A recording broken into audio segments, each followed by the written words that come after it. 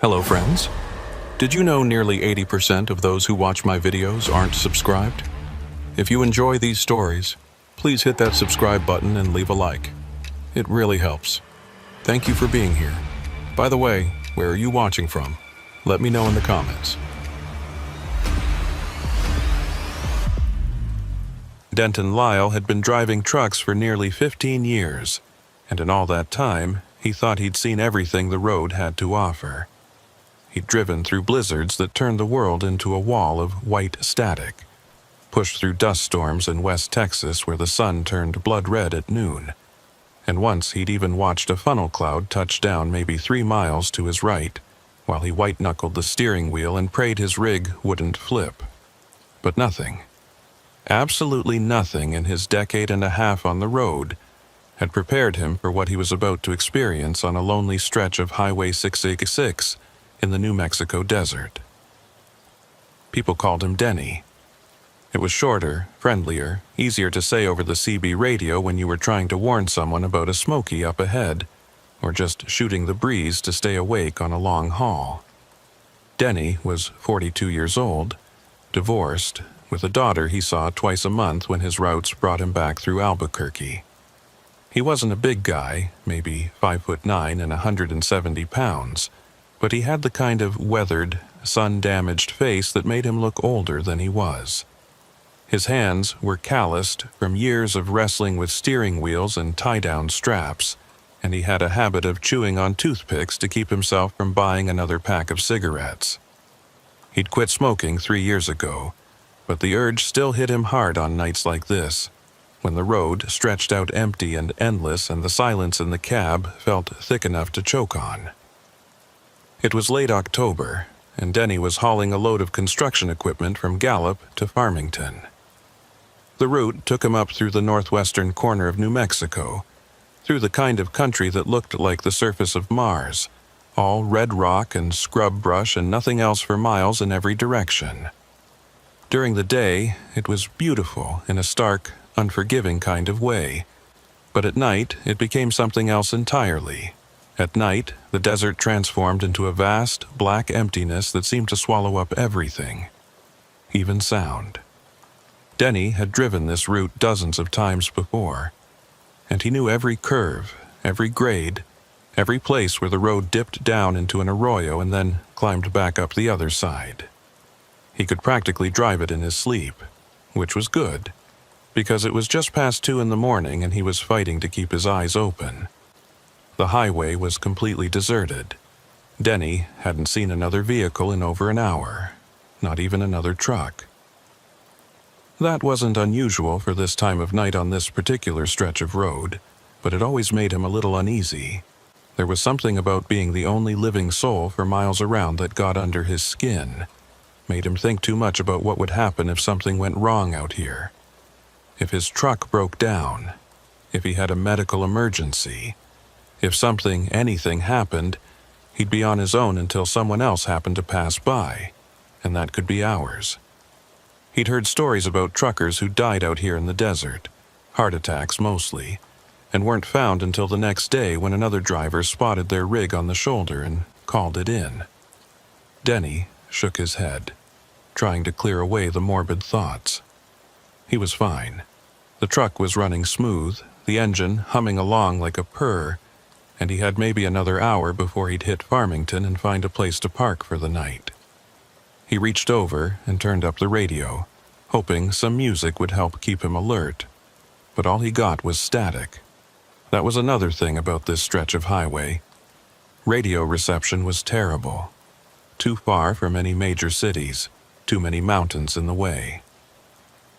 He flipped through the channels, searching for anything, even a scratchy AM station playing Spanish-language talk radio, but there was nothing.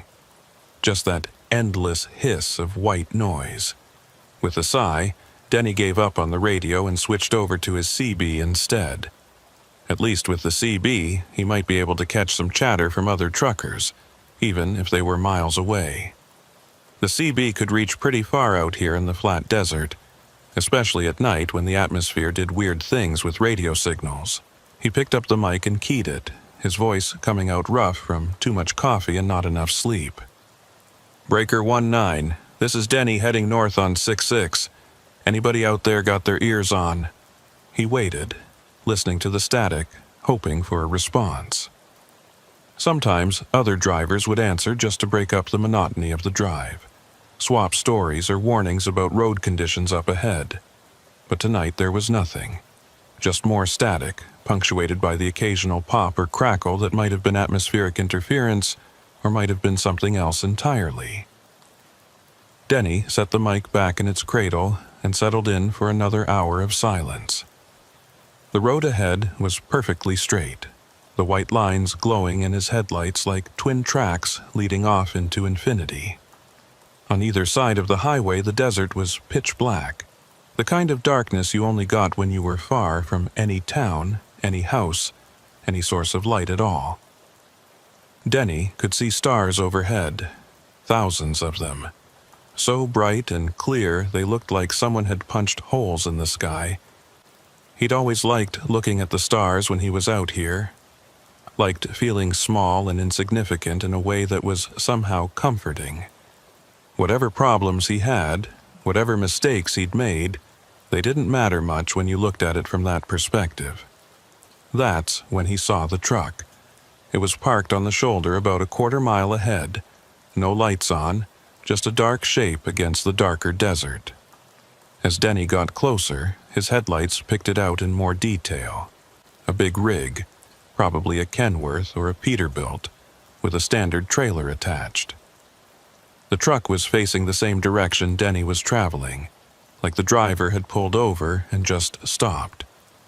There were no hazard lights flashing, no flares set out, nothing to indicate the driver was having mechanical trouble or needed assistance. The truck was just sitting there, silent and still, like it had been abandoned. Denny's first instinct was to keep driving. It was late, he was tired, and for all he knew the driver was just taking a break, catching some sleep before continuing on. But something about the scene didn't sit right with him. A professional driver didn't just park on the shoulder without putting out some kind of warning, especially not out here where the next vehicle might not come along for an hour or more. And why would anyone choose to park here in the middle of nowhere, when Farmington was less than an hour up the road and there were proper truck stops with lights and security and other people around? Against his better judgment, Denny eased off the accelerator and started to slow down. He told himself he'd just do a quick check, make sure everything was okay, maybe knock on the cab door and see if the driver needed help. It was the right thing to do, the trucker code, looking out for each other when you were out here on the road alone.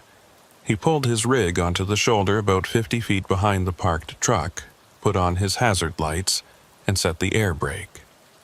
The sudden silence when he shut off the engine was startling. Out here, away from the highway noise, the quiet was absolute, almost physical in its intensity. Denny grabbed his flashlight from the door pocket and climbed down from the cab. The desert air was cold, much colder than he'd expected, and he wished he'd thought to grab his jacket. He could see his breath in the beam of the flashlight as he walked toward the parked truck, his boots crunching on the gravel shoulder. As he got closer, he could see that the truck was old, maybe 20 years or more, with faded paint and rust spots on the trailer. The license plate was so covered in dust he couldn't read it. "Hello?" Denny called out, his voice sounding small and strange in the vast emptiness. "Anybody there? You need some help?" There was no answer. Denny walked up to the driver's side door and shone his flashlight through the window. The cab was empty. No driver, no sleeping bag, no personal belongings that he could see.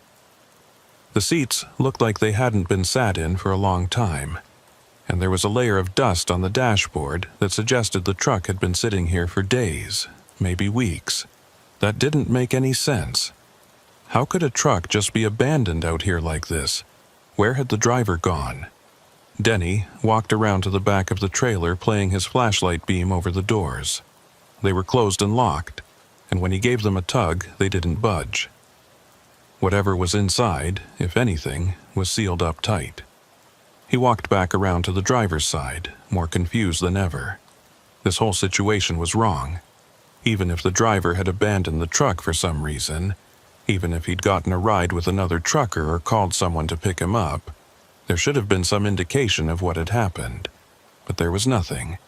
Just this ghost truck sitting on the side of the highway, like it had materialized out of thin air. That's when he heard it. A voice crackling and distorted, coming from inside the truck's cab. It took Denny a moment to realize what he was hearing. It was the CB radio, and someone was talking on it. "Denny, Denny Lyle." Denny froze, his hand on the truck's door handle. The voice had said his name. Someone on the CB radio had just said his name. That was impossible. The truck was empty, abandoned. There was no one inside to key the mic. And even if there had been, how would they know his name? He hadn't given his full name over the radio, just his handle, just Denny. The voice came again, clearer this time, and Denny felt ice water run down his spine. "Denny Lyle, we've been waiting for you." Denny took a step back from the truck, his heart hammering in his chest. This wasn't right. None of this was right. He turned and started walking quickly back toward his own rig, the flashlight beam bobbing and weaving as he moved. Behind him, the voice continued, growing louder, more insistent, even though he was getting farther away from the abandoned truck. "Don't leave, Denny. We need to talk. We have so much to tell you." Denny broke into a run. He didn't care how it looked, didn't care if he was overreacting to something that had a perfectly rational explanation. Every instinct he had was screaming at him to get back to his truck, to get the hell away from this place, to put as many miles as possible between himself and that voice on the radio. He reached his cab, hauled himself up into the driver's seat, and slammed the door behind him. His hands were shaking as he turned the key, and for one terrible moment he thought the engine wasn't going to start, but then it caught and roared to life. Denny threw the truck into gear and pulled back onto the highway, his tires kicking up gravel as he accelerated away from the abandoned truck. He kept his eyes on the road ahead, refusing to look in his mirrors, refusing to see if the abandoned truck was still sitting there on the shoulder, or if it had somehow disappeared the same way it had appeared. His CB radio crackled, and Denny reached over to turn it off, but before his hand could reach the knob, that voice came through again, crystal clear now, as if the person speaking was sitting right there in the cab with him. "You can't run from us, Denny. We're already here. We've always been here, and we know exactly where you're going." Denny's hand hovered over the CB, frozen in place. The voice was different now. Multiple voices speaking in unison, layered over each other in a way that made his head hurt. They weren't speaking English anymore, at least not any English he could understand. The words were wrong, twisted, like someone had taken a recording of human speech and played it backwards, then forwards again at the wrong speed. And then, as suddenly as it had started, the voice stopped. The CB went silent, not even static, just dead air. Denny sat there in the driver's seat, his knuckles white on the steering wheel, his breath coming in short, sharp gasps. He told himself it had been some kind of prank, some bored trucker with too much time on his hands playing games on the radio. But he didn't believe it. He'd heard the voice say his full name, his real name, not just his CB handle. And he'd seen that abandoned truck, sitting there in the middle of nowhere with no explanation for how it had gotten there or where the driver had gone. Denny drove for another 20 minutes before he started to calm down. His heart rate slowed, his breathing evened out, and he began to feel foolish for panicking the way he had. He'd been on the road too long, was too tired, and his mind had played tricks on him. That had to be it.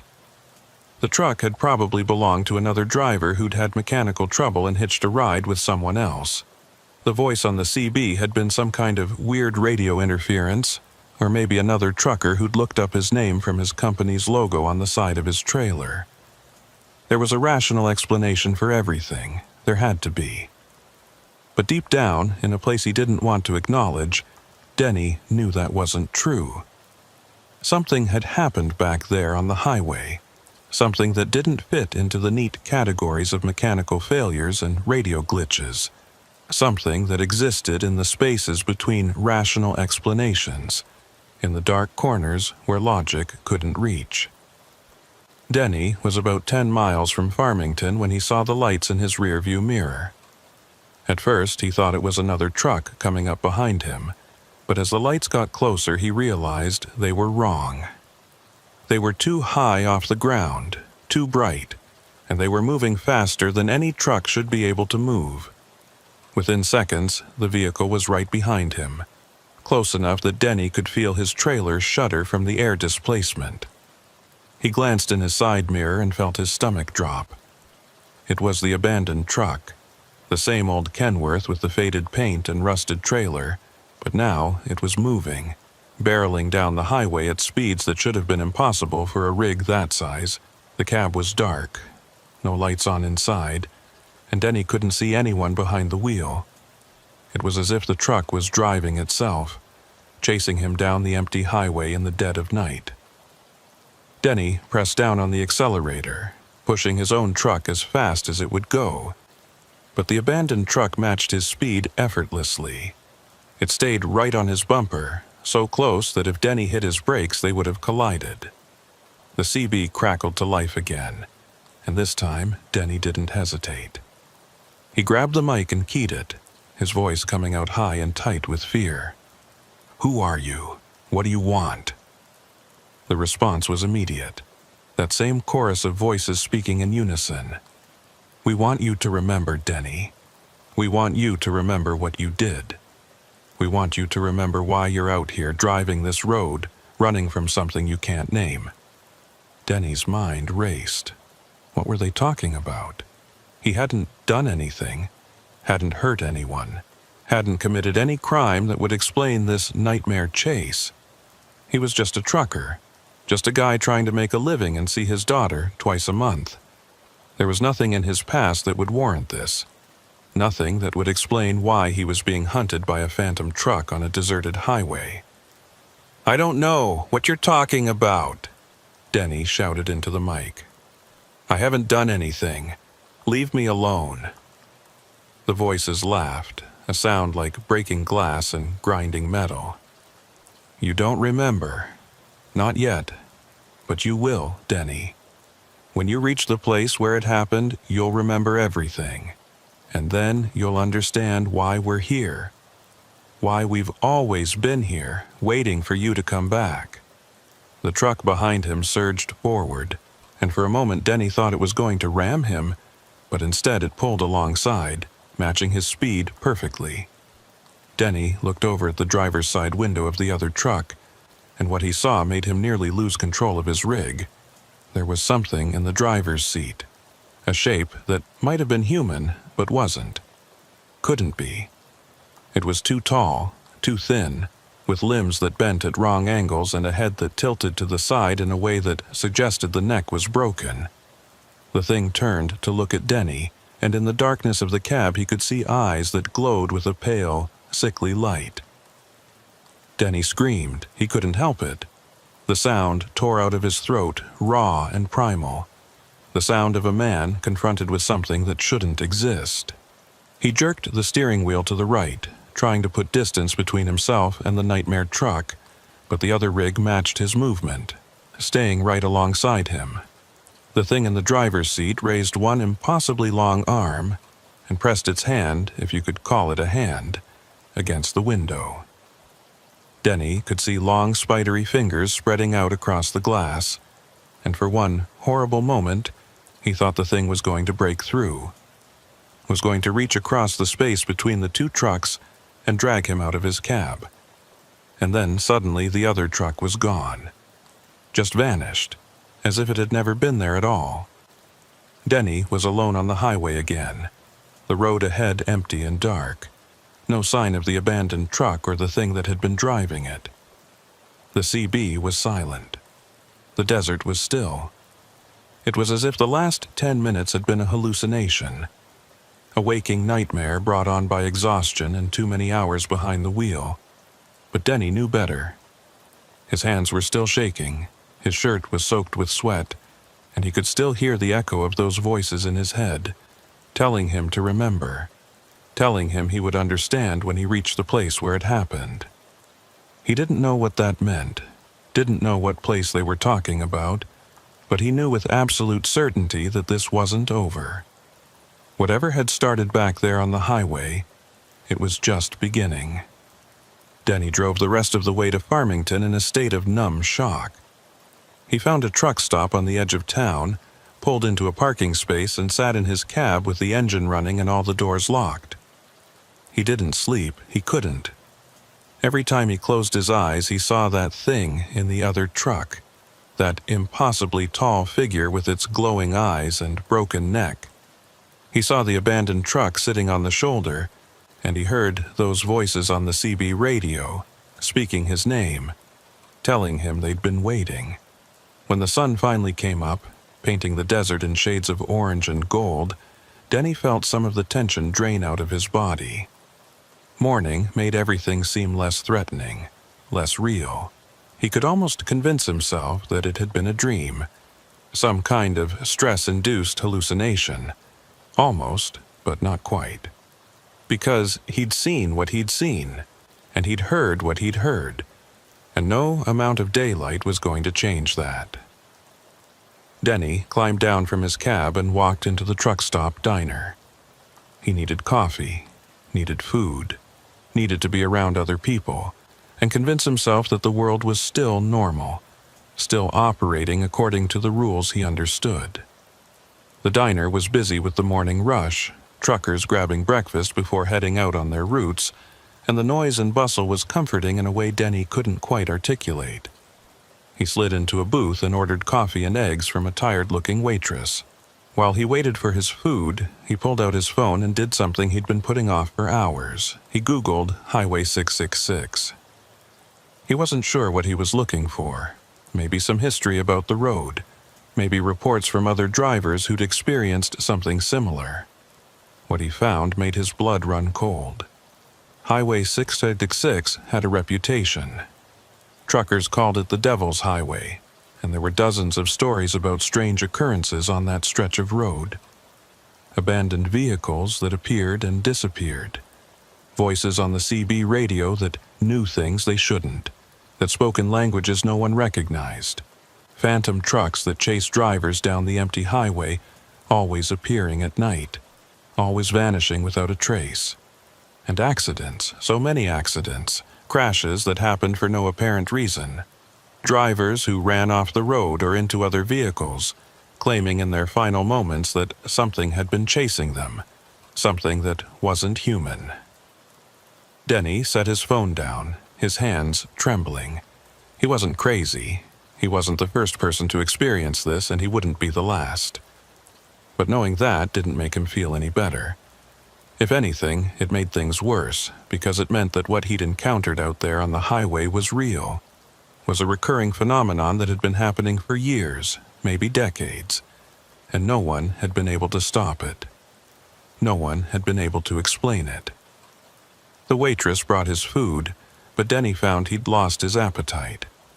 He sipped his coffee and stared out the window at the parking lot, watching other truckers come and go, wondering if any of them had driven Highway 666, if any of them had heard the voices or seen the phantom truck.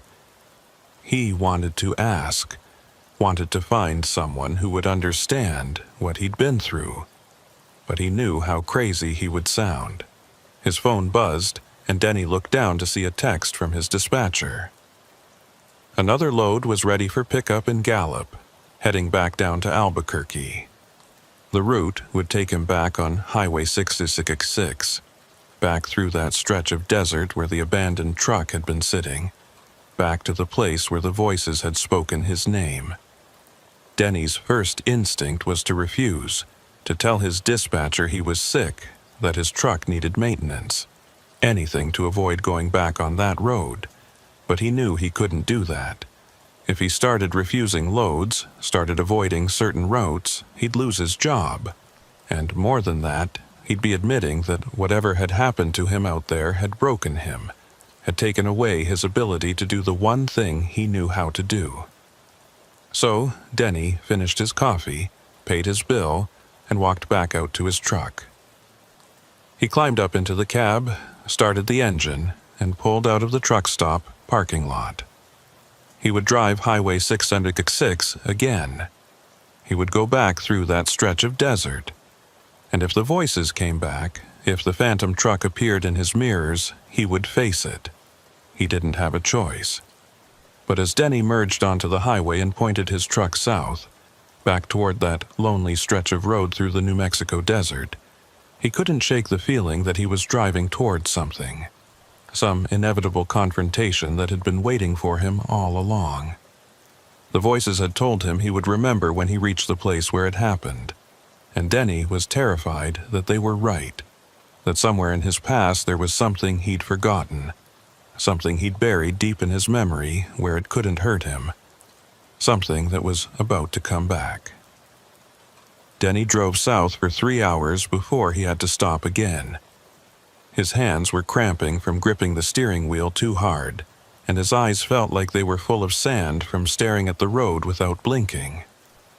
He'd been checking his mirrors obsessively, watching for any sign of that phantom truck, any flicker of headlights that didn't belong, but the highway had remained mercifully empty. Just him and the desert and the sun climbing higher in the morning sky, burning away the shadows that had terrified him during the night. He pulled into a small truck stop just outside of Gallup, a place called the Desert Rose that catered mostly to local traffic. It wasn't much, just a gas station with a few diesel pumps and a convenience store that sold overpriced snacks and energy drinks. But it was busy enough that Denny felt safe there. He parked his rig away from the main building, killed the engine, and sat for a moment in the silence trying to gather his thoughts. His phone showed it was just past 9 in the morning. In a normal world, on a normal day, he would have been exhausted from driving through the night and ready to catch a few hours of sleep before picking up his next load. But this wasn't a normal day, and Denny knew that if he closed his eyes now, he'd see that thing in the driver's seat of the phantom truck. Those glowing eyes and that broken neck and those impossibly long fingers pressing against the glass. So instead of sleeping, Denny climbed down from his cab and went inside the convenience store. He needed to move, needed to be around other people, needed to do something normal and mundane that would convince him the world still made sense.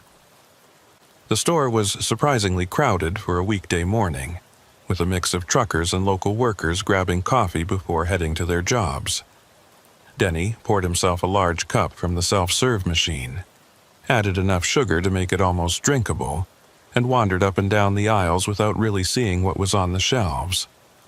He ended up at the counter behind a woman who was buying lottery tickets and arguing with the clerk about which numbers were lucky.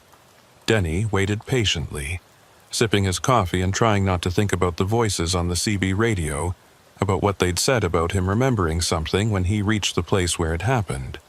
What place? What was he supposed to remember?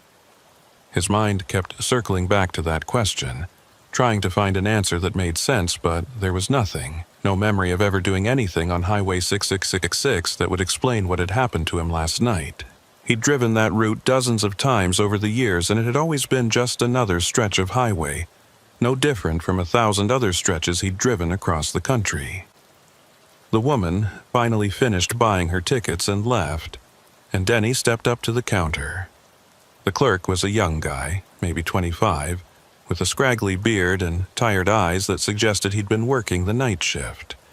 He rang up Denny's coffee without looking at him, his movements automatic and bored. Denny paid and was about to leave when something made him stop, some impulse he couldn't quite name. "Hey," Denny said, his voice coming out rougher than he'd intended.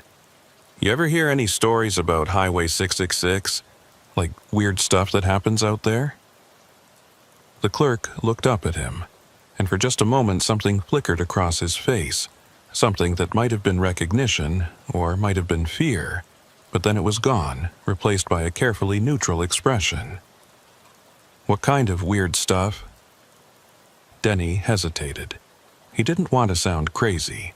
Didn't want to tell this kid about phantom trucks and voices on the CB radio that knew his name.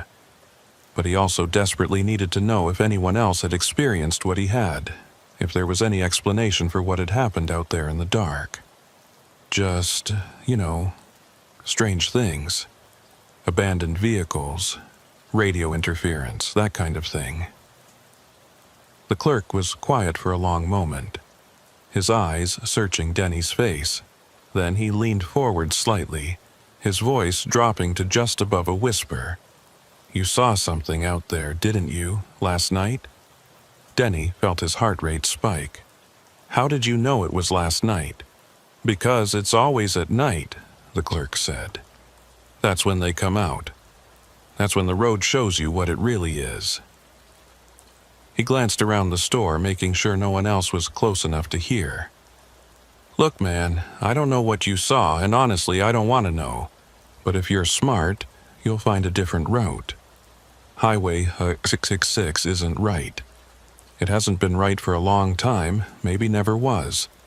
People see things out there, hear things, and some of them don't come back. The ones that do, they're changed. You can see it in their eyes." Denny wanted to press him for more information, wanted to demand that the clerk tell him everything he knew about the highway and what happened to the drivers who didn't come back.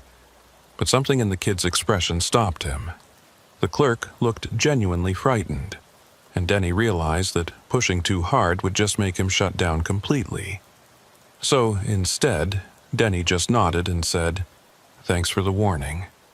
The clerk nodded back, already turning away to help the next customer.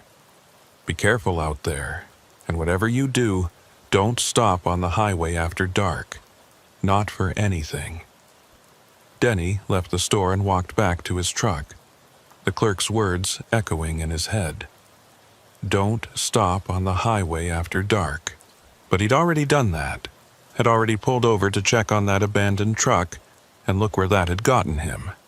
He climbed back into his cab and sat there for a while, staring out the windshield at the other trucks in the lot, at the normal people living their normal lives, completely unaware that there were things out there on the road that defied explanation.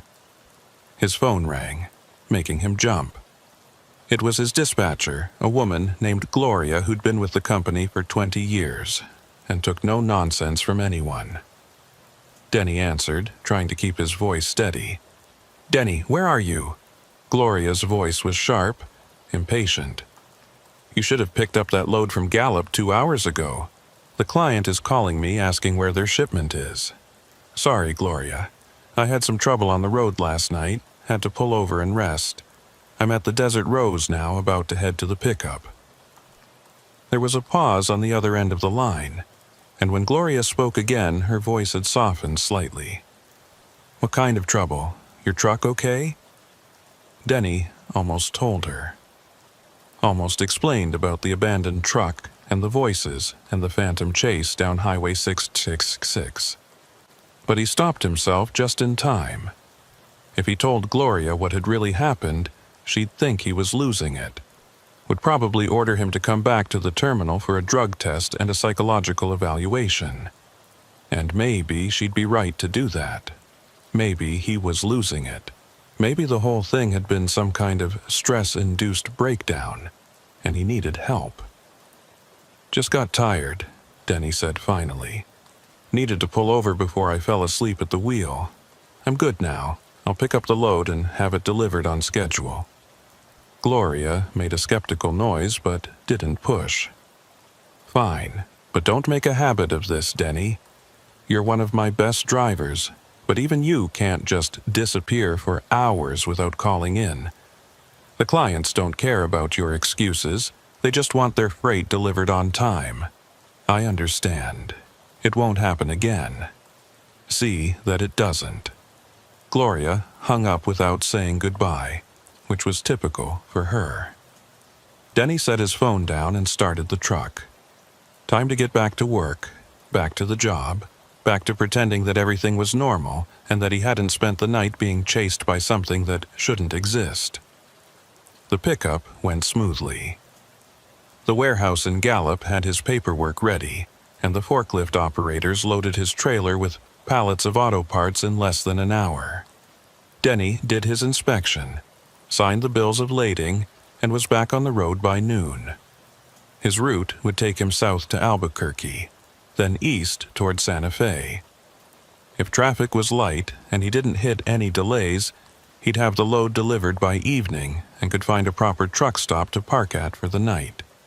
Somewhere with lights and security cameras and other drivers around. Somewhere he wouldn't be alone. But first, he had to drive Highway 606 again.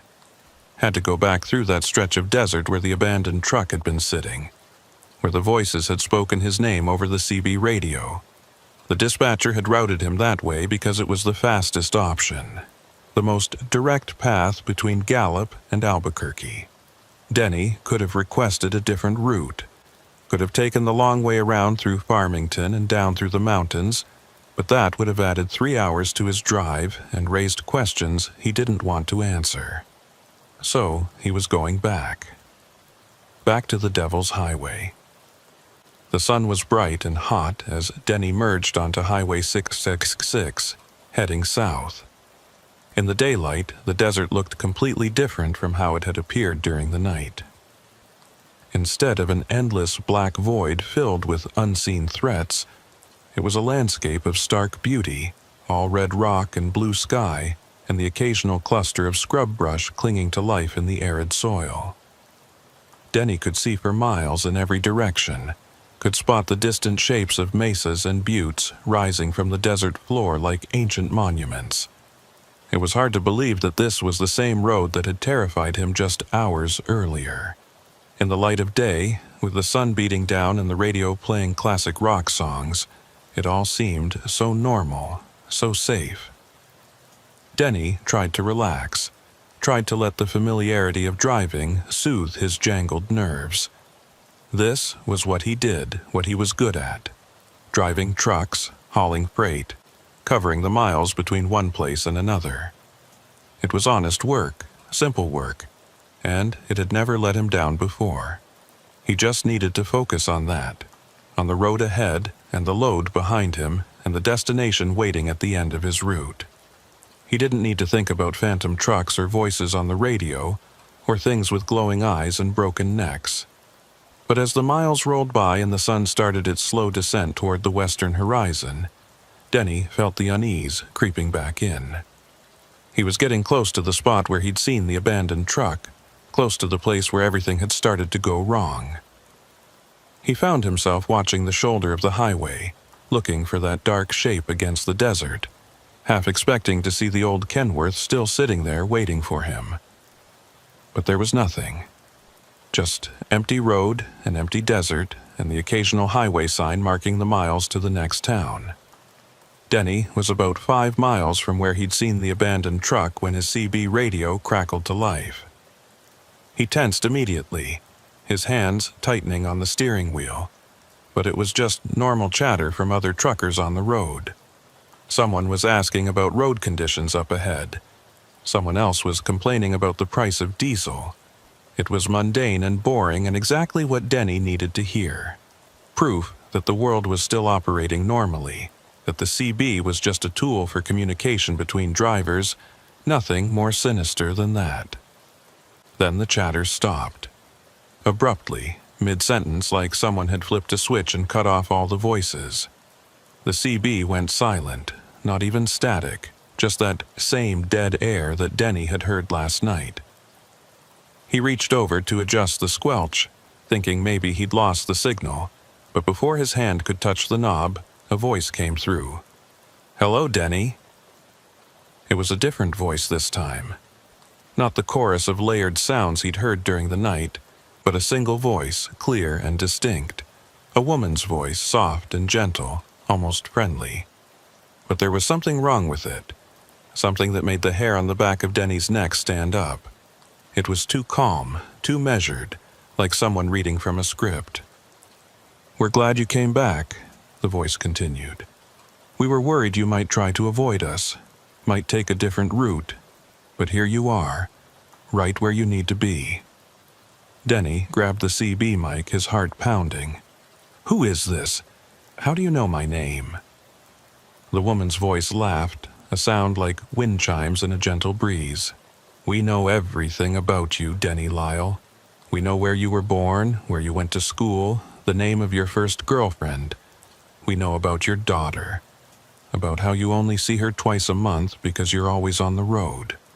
We know about the divorce, about how your wife left you because she said you loved the truck more than you loved her. We know all of it." Denny felt sick. This wasn't possible. This was information that no stranger could have. Details about his life that he'd never shared with anyone except his closest friends. How could someone on the CB radio know these things? How could they know about his daughter, about his failed marriage, about the choices he'd made that had led him to this life on the road? "What do you want from me?" Denny's voice came out shaky, barely controlled. "We want you to remember," the woman said. "We want you to go back to the place where it happened. We want you to face what you did." "I didn't do anything," Denny shouted into the mic. "I don't know what you're talking about." "Yes, you do," the voice said, and now it was changing, deepening, becoming multiple voices again, male and female and something in between, all speaking in perfect synchronization. "You know exactly what we're talking about. You've known since the moment you saw the truck last night. You've known since you heard us call your name. You're just afraid to remember, afraid to admit what you did." Denny looked up at the road ahead and felt his blood turn to ice. There, about a quarter mile in front of him, was the abandoned truck. The same old Kenworth, sitting on the shoulder in exactly the same spot where he'd seen it last night. In broad daylight, with the sun still high in the sky, it should have looked ordinary, explainable. But it didn't. It looked wrong, out of place, like something that had been cut from a different reality and pasted onto this one. As Denny got closer, he could see that the truck hadn't moved at all since last night. It was in the exact same position, facing the same direction, with the same coating of dust on the windshield. And standing next to the driver's side door, as if she'd been waiting there all along, was a woman. She was wearing a highway patrol uniform, complete with the wide-brimmed hat and the reflective sunglasses that all state troopers seemed to favor. She was waving at Denny, motioning for him to pull over, and for one wild moment Denny thought about just blowing past her, about keeping his foot on the accelerator and putting as many miles as possible between himself and this cursed stretch of highway. But he couldn't do that. You didn't ignore a highway patrol officer, not if you wanted to keep your commercial driver's license. And maybe, just maybe, this was exactly what he needed. A real person, a representative of law and order, someone who could help him make sense of what was happening. Denny eased his truck onto the shoulder about 50 feet behind the abandoned Kenworth, set his air brake, and killed the engine. The patrol officer was walking toward him now, her stride confident and purposeful. Denny climbed down from his cab, his legs feeling shaky and unsteady, and waited for her to approach. As she got closer, he could see that she was probably in her 40s, with sharp features and auburn hair pulled back in a tight bun. Her name tag read Harlan, and there was something about the way she moved that suggested military experience, someone who'd seen combat and come out the other side harder and more capable than before. "Afternoon, sir," Officer Harlan said, her voice crisp and professional. "Is this your truck?" She gestured toward the abandoned Kenworth. "No, ma'am," Denny said, relief flooding through him. This was good. This was normal. A police officer investigating an abandoned vehicle, asking routine questions. "I actually stopped here last night to check on it. Thought maybe the driver needed help, but there was no one inside." Officer Harlan nodded slowly, her expression unreadable behind those reflective sunglasses. "Last night, you say?" What time was that? Around 2 in the morning, maybe 2:30, I was heading north to Farmington. And you didn't see anyone around the vehicle? No other cars or trucks? No, ma'am, just this truck sitting here empty. I tried to see if anyone needed help, but there was nobody there. Then I heard... Denny stopped himself. How could he explain about the voices on the CB radio without sounding insane? Heard what? Officer Harlan prompted, tilting her head slightly. Nothing, Denny said quickly. I just got spooked and left. Probably should have called it in, but I didn't have cell service out here. Officer Harlan was quiet for a moment, and Denny had the uncomfortable feeling that she was studying him, measuring him, trying to decide if he was telling the truth. Then she reached up and removed her sunglasses, and Denny found himself looking into eyes that were a startling shade of green, so bright they almost seemed to glow in the harsh desert sunlight. "Mr. Lyle," she said, and Denny felt his stomach drop because he hadn't told her his name. "I need you to be completely honest with me. Have you been drinking, taking any substances that might impair your ability to drive?" "No, ma'am, nothing like that. How did you know my name?" Officer Harlan smiled, but it didn't reach her eyes. "It's on the side of your truck, Mr. Lyle. Your company puts driver names on all their vehicles. Standard practice." Denny glanced back at his truck. She was right. There was a small placard on the driver's door with his name and his CDL number. He'd forgotten about that, hadn't even thought to check if that's how the voices had learned who he was. Relief washed over him again. There was a rational explanation after all. The voices on the CB had just been other truckers who'd seen his name on the truck and decided to mess with him. It was a cruel prank, nothing more. "I need you to come take a look at something, Mr. Lyle," Officer Harlan said, turning and walking toward the abandoned truck. "I want to get your opinion on what you saw last night." Denny followed her, grateful to have a normal explanation for what had happened, eager to help in any way he could. They walked up to the Kenworth, and Officer Harlan pulled out a flashlight even though it was broad daylight. She shone it through the driver's side window, illuminating the cab interior. "You said there was no one inside when you checked last night," she said. "Is that correct?" "Yes, ma'am, the cab was empty." "And you didn't notice anything unusual, anything that seemed out of place?" Denny looked through the window, trying to remember what he'd seen by flashlight in the dark. The cab looked the same as it had last night, dusty and abandoned, with no personal belongings visible.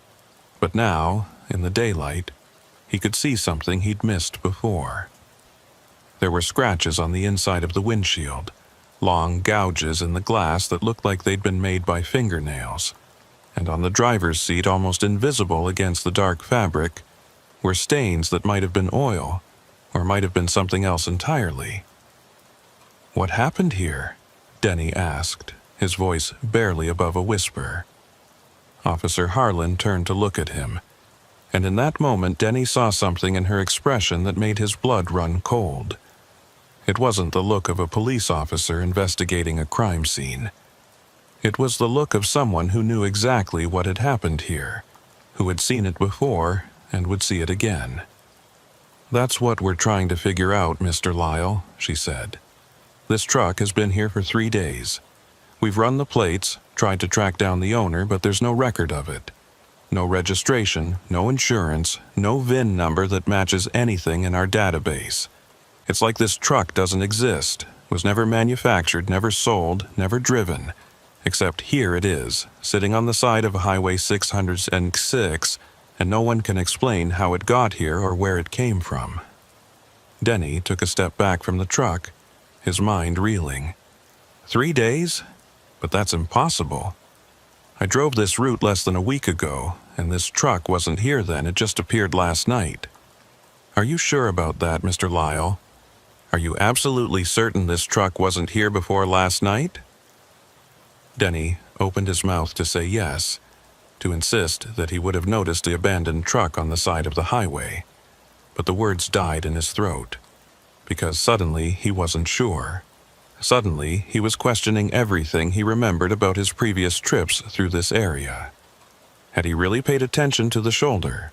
Had he really looked closely at every vehicle parked on the side of the road?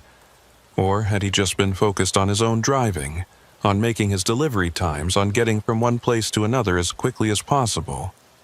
I don't know, Denny admitted. I thought I would have seen it, but maybe I just didn't notice. Officer Harlan nodded, as if this was the answer she'd been expecting. Memory is a funny thing, Mr. Lyle. We think we remember events clearly, think we know exactly what happened and when, but the truth is our brains are constantly rewriting the past, filling in gaps, creating narratives that make sense to us. And sometimes, when we encounter something that doesn't fit our understanding of how the world works, our minds do whatever they can to rationalize it, to make it seem normal. She walked around to the back of the abandoned truck and stood there waiting for Denny to join her. Reluctantly, he did.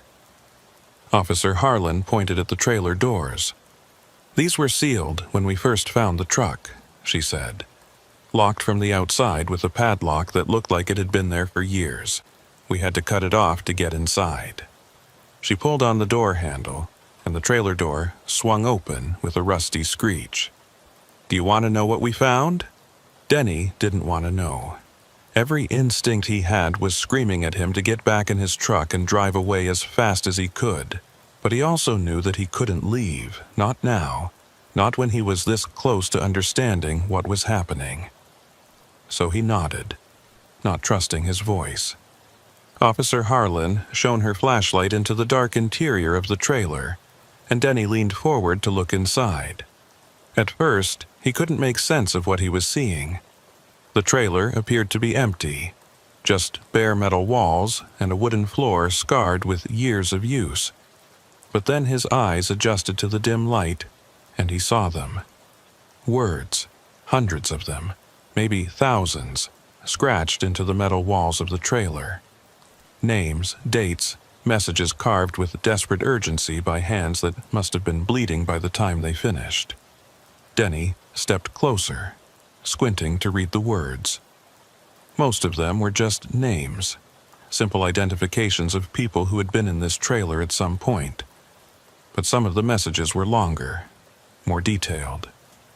Tell my family I love them. I didn't deserve this. He's coming back. And there, near the front of the trailer, carved in letters 6 inches high, Denny Lyle was here. Denny's legs went out from under him. He would have fallen if Officer Harlan hadn't caught him, her strong hands gripping his arms and holding him upright. His mind was spinning, rejecting what his eyes were showing him. That was impossible. He'd never been in this trailer, had never carved his name in these walls. But there it was, his full name spelled out in crude letters, the metal around each stroke worn smooth, as if the carving was old, had been there for years. I don't understand, Denny gasped. I've never been in there. I've never seen this truck before last night. How is my name in there? Officer Harlan released him, letting him stand on his own. The question isn't how your name got in there, Mr. Lyle. The question is when. Because according to the wear pattern on those carvings, your name has been in that trailer for at least 10 years. Maybe more. 10 years. Denny tried to think back, tried to remember where he'd been 10 years ago, what routes he'd been driving, but his mind was a blank fog. 10 years ago would have been 2013, around the time his marriage was falling apart, when he'd been taking every load he could get just to stay away from home and avoid the fighting. He'd driven Highway 66 dozens of times that year, maybe hundreds.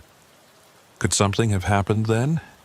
Could he have somehow ended up in that trailer and not remembered it?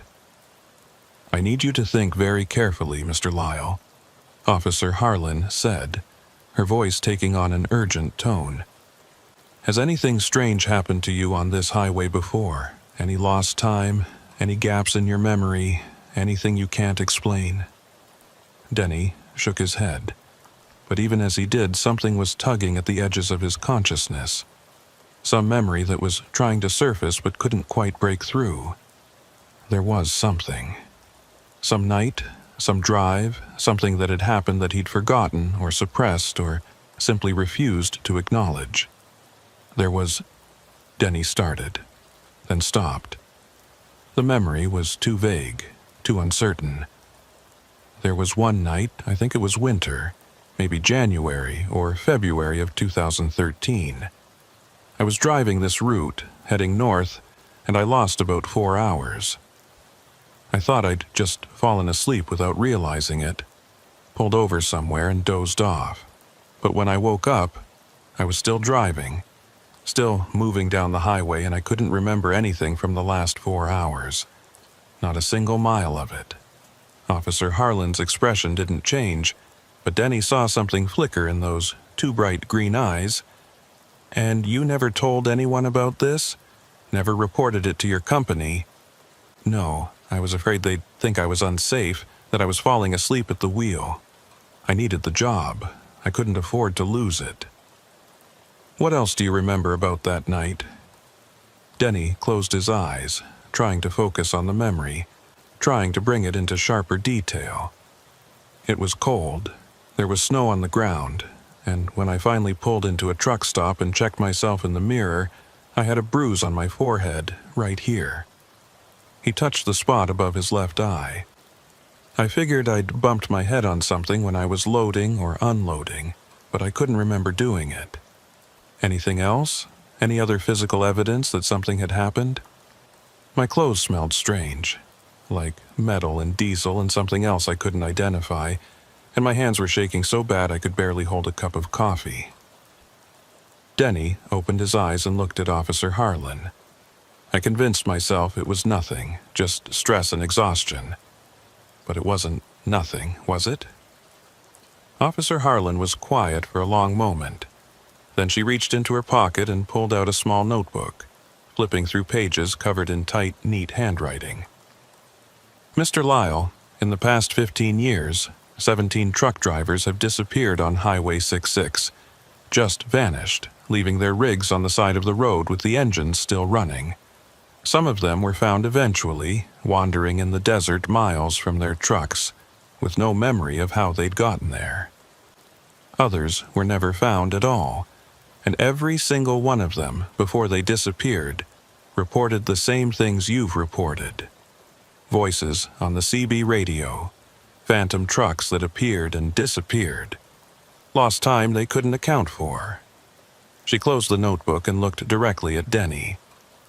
"I'm not really a highway patrol officer, Mr. Lyle. My name is Maeve Harlan, and I'm an investigator with a federal task force that specializes in anomalous events. We've been monitoring Highway 666 for 7 years, trying to understand what's happening here, why this particular stretch of road seems to be a focal point for phenomena that we can't explain through conventional means." Denny stared at her, trying to process this new information. "You're saying this is real? That what I experienced last night, what I'm seeing now, it's actually happening?" "Yes," Maeve said simply. "It's real. We don't know what it is or why it happens, but it's real. And if your name is in that trailer, if you were part of whatever this is 10 years ago, then you're connected to it in a way we don't fully understand. The fact that you're having these experiences now, that the voices are calling to you, suggests that something is trying to bring you back to that moment, to make you remember what happened during those lost 4 hours." Denny felt like he was going to be sick. This was too much, too big, too far outside anything he could comprehend. "What am I supposed to do?" Maeve stepped closer, her voice dropping to barely above a whisper. "You have 2 choices, Mr. Lyle. You can run. You can get in your truck right now and drive away, refuse to ever come back to this highway, spend the rest of your life trying to forget what you've seen and heard. Some drivers do that.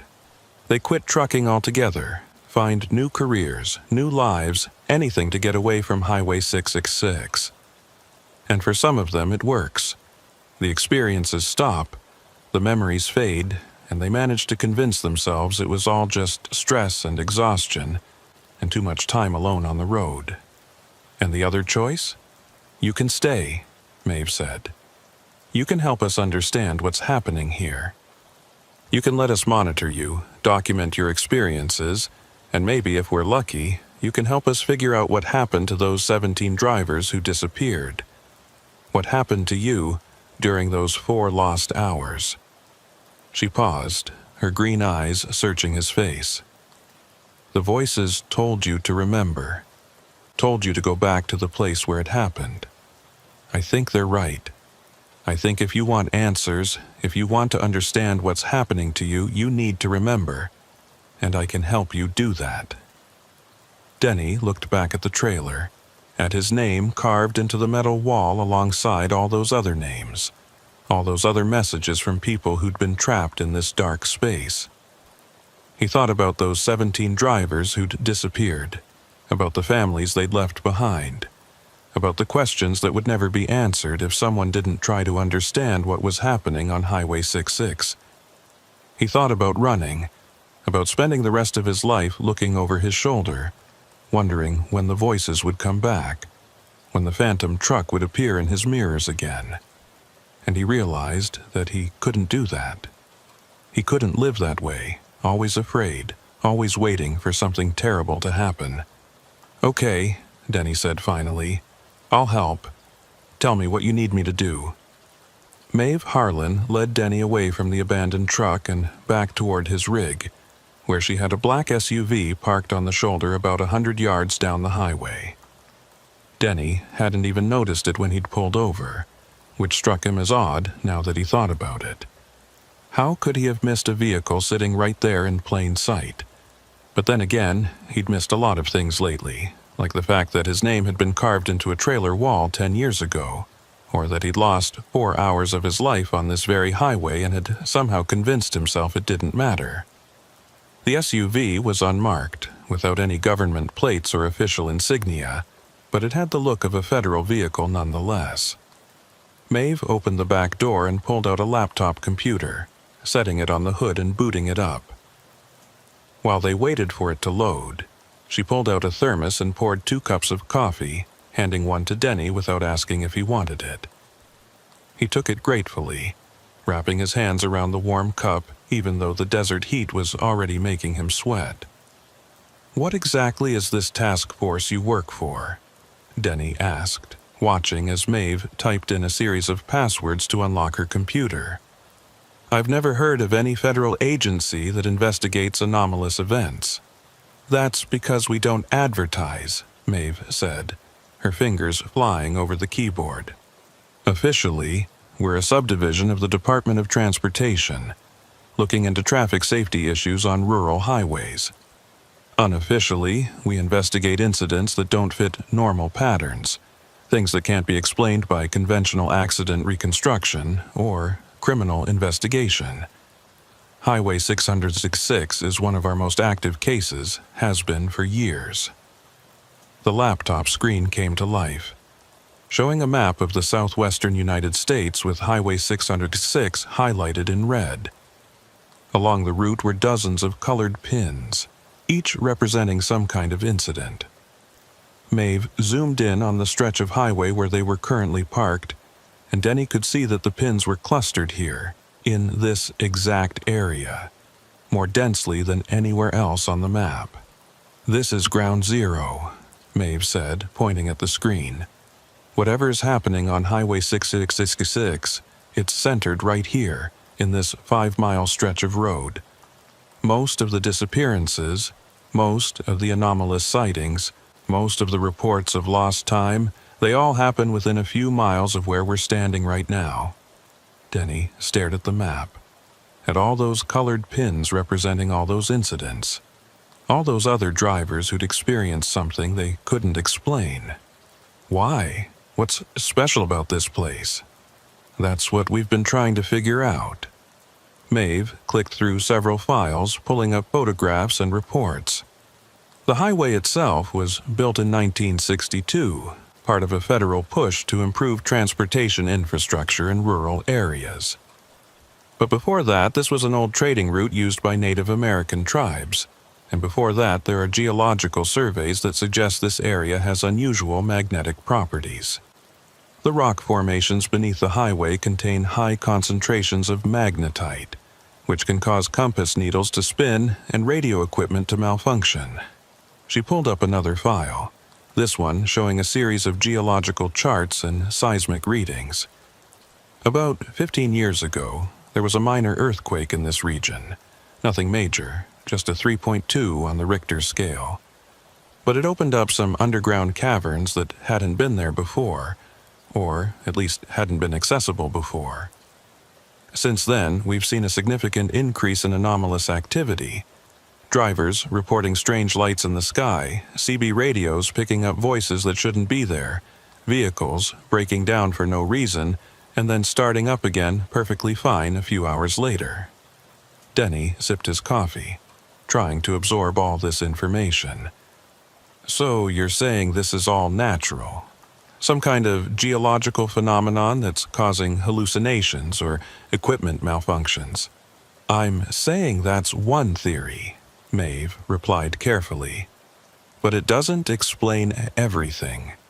It doesn't explain the abandoned vehicles that appear and disappear, or the messages carved into trailer walls by people who claim they were never there, or the fact that some drivers go missing and are found days later with no memory of where they've been, but with injuries that suggest they've been in some kind of struggle. She closed the laptop and looked directly at Denny. And it doesn't explain why your name was in that trailer, carved there 10 years ago, during a period when you admit you lost 4 hours of your life. Denny set down his coffee cup, his hands trembling slightly. What do you think happened to me during those 4 hours? Maeve was quiet for a moment, choosing her words carefully. I think you encountered something on this highway, something that operates according to rules we don't understand yet. I think whatever it was took you somewhere, showed you something or did something to you, and then put you back in your truck and let you drive away. But it didn't erase your memory completely. Couldn't erase it, because some part of you still remembers. That's why the voices are calling to you now, why the phantom truck is chasing you. You're connected to this place, to whatever is happening here, and it wants you to come back. Come back where? To what? That's what we need to find out. Maeve pulled out a small device that looked like a modified GPS unit. This is a tracker. I want you to keep it in your truck, turned on at all times. It'll monitor your location, but it'll also record any electromagnetic anomalies in your immediate area, any fluctuations in radio frequencies, anything that might indicate you're experiencing another anomalous event. If something happens, if you see the phantom truck again, or hear the voices or lose time, this device will record it. Denny took the tracker, turning it over in his hands. It was heavier than he'd expected, with a small LCD screen and a series of buttons he didn't understand. And then what? If something happens, what am I supposed to do? You call me. Maeve handed him a business card with nothing on it but a phone number. Day or night doesn't matter. If you experience anything unusual, anything at all, you call that number immediately. I'll be monitoring the tracker remotely, so I'll know if something's happening, even if you can't call, but I need you to document everything you experience. Write it down, record it on your phone, whatever you can do to preserve the memory before it starts to fade. Before it starts to fade, Denny repeated. You're saying my memories aren't reliable? That whatever happened to me 10 years ago, I might not remember it accurately even if I try? Memory is complicated, Maeve said. Especially memories of traumatic events. Our brains do whatever they can to protect us from psychological harm, And sometimes that means suppressing or altering memories of things that are too frightening or too painful to process. Add in the possibility of electromagnetic interference affecting neural pathways, and you've got a situation where even the person who experienced something might not be able to trust their own recollection of events. Denny thought about that, about how his mind had rationalized away the lost 4 hours back in 2013, had convinced him it was just fatigue and stress and nothing to worry about. How many other things had he forgotten or misremembered over the years? How much of his life was built on a foundation of false memories and suppressed truths? "I need to ask you something," Denny said. "Those 17 drivers who disappeared, the ones who were never found, do you think they're dead?" Maeve's expression didn't change, but something in her eyes suggested she'd been expecting this question. "I think some of them probably are, but some of them, I think they went somewhere. I think they crossed over into whatever space exists alongside this highway, whatever pocket dimension or parallel reality, or whatever the hell you want to call it, and they couldn't find their way back." "That's insane," Denny said. But even as he spoke the words, he knew he didn't really believe they were insane. Not after what he'd experienced. Not after seeing his own name carved into that trailer wall. "Yes," Maeve agreed. "It is insane, but that doesn't make it untrue." She checked her watch. "It's almost 4 o'clock. You should get back on the road, make your delivery. The tracker will record everything, and I'll be watching. If anything happens, call me." Denny nodded, pocketing the tracker and the business card. He started to walk back toward his truck, then stopped and turned around. "Why are you doing this? Why are you out here investigating something that everyone else probably thinks is just drivers making up stories or having hallucinations?" Maeve smiled, but it was a sad smile, one that carried years of burden. "Because 10 years ago, my brother was driving this highway. He was a trucker, just like you, hauling freight from Gallup to Albuquerque. His truck was found on the shoulder right here, engine still running, CB radio turned on, but my brother was gone. Never found him, never found any trace of where he went or what happened to him. So I quit my job, joined this task force, and I've been out here ever since trying to understand what happened to him and to all the others who've disappeared on this highway." She walked back to her SUV, opened the driver's door, then paused. "Your name was in that trailer, Mr. Lyle, carved alongside my brother's name. Whatever happened to you 10 years ago, whatever you can't remember, my brother was there too. So if you remember anything at all, I need you to tell me. Not just for your sake, but for his." With that, she climbed into the SUV and drove away, leaving Denny standing alone on the shoulder of Highway 666 with more questions than he'd started with. He walked back to his truck in a daze, climbed into the cab and sat there for several minutes trying to process everything Maeve had told him. His name in the trailer, her missing brother, 17 disappeared drivers, an entire federal task force investigating what sounded like something out of a science fiction novel. Denny looked at the tracker Maeve had given him, at its blinking green LED indicating it was active and recording. He thought about throwing it out the window, about refusing to be part of whatever this was, about just driving away and pretending none of this had happened. But he knew he couldn't do that. Not when his name was carved in that trailer. Not when there were answers out there somewhere waiting to be found. He started his truck, checked his mirrors, and pulled back onto the highway. He had a delivery to make in Albuquerque, a job to do, a life to live. He would make the delivery, would document his route and his hours like he always did, and if nothing strange happened, then maybe, just maybe, this would all turn out to be some kind of elaborate misunderstanding. But Denny knew better. Deep down, in a place below conscious thought, He knew that this was just the beginning.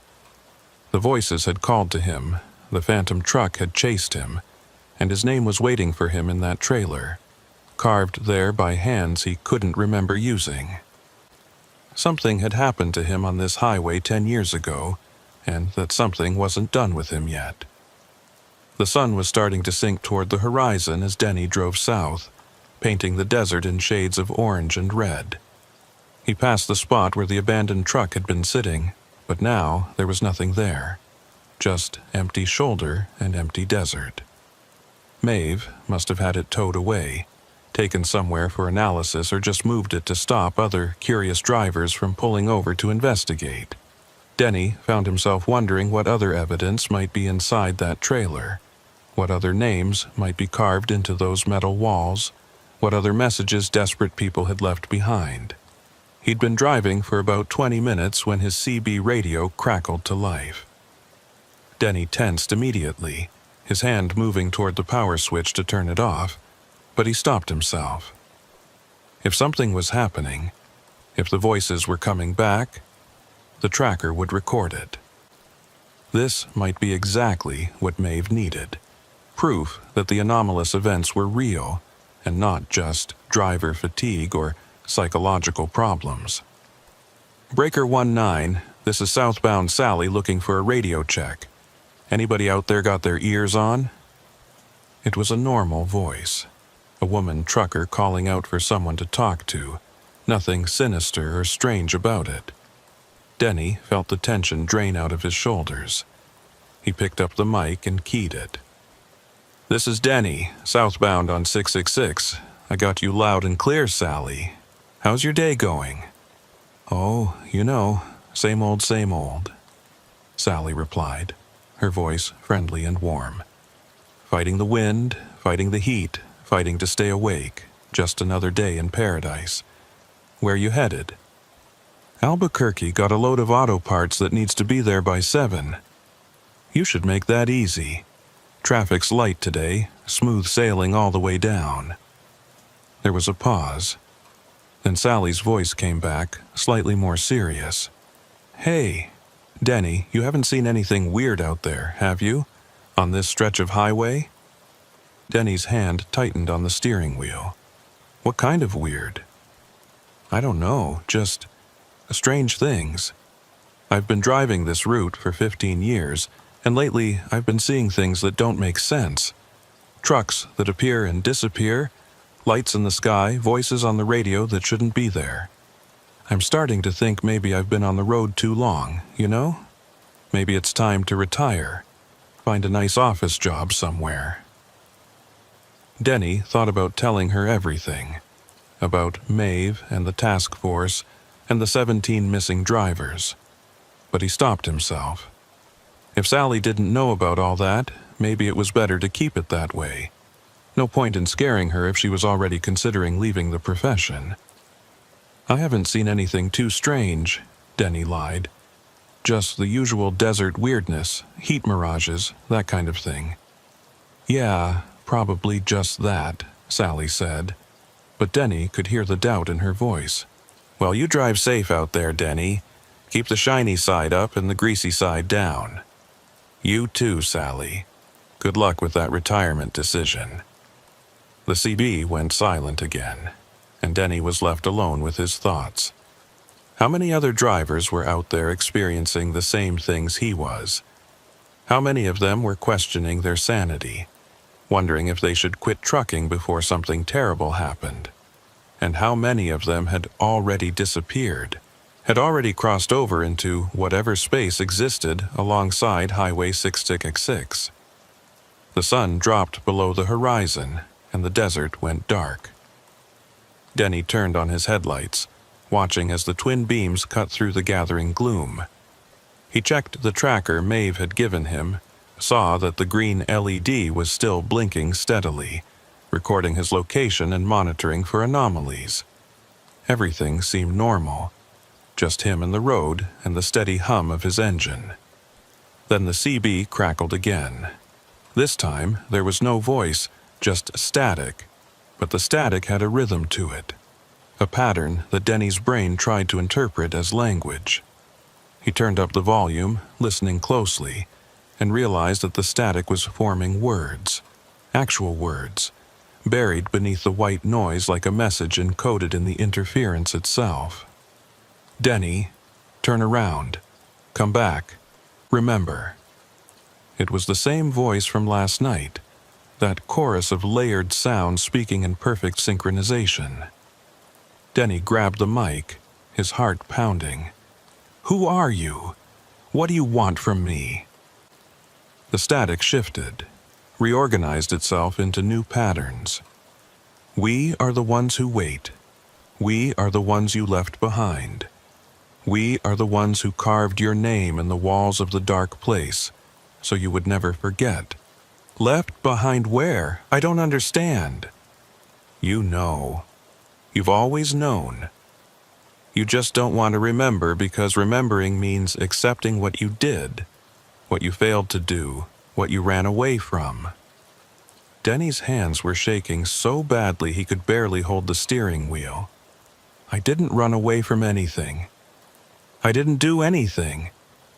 Whatever you think happened, you're wrong." The voice laughed, that same horrible sound like breaking glass and grinding metal. "Then why is your name in the trailer, Denny?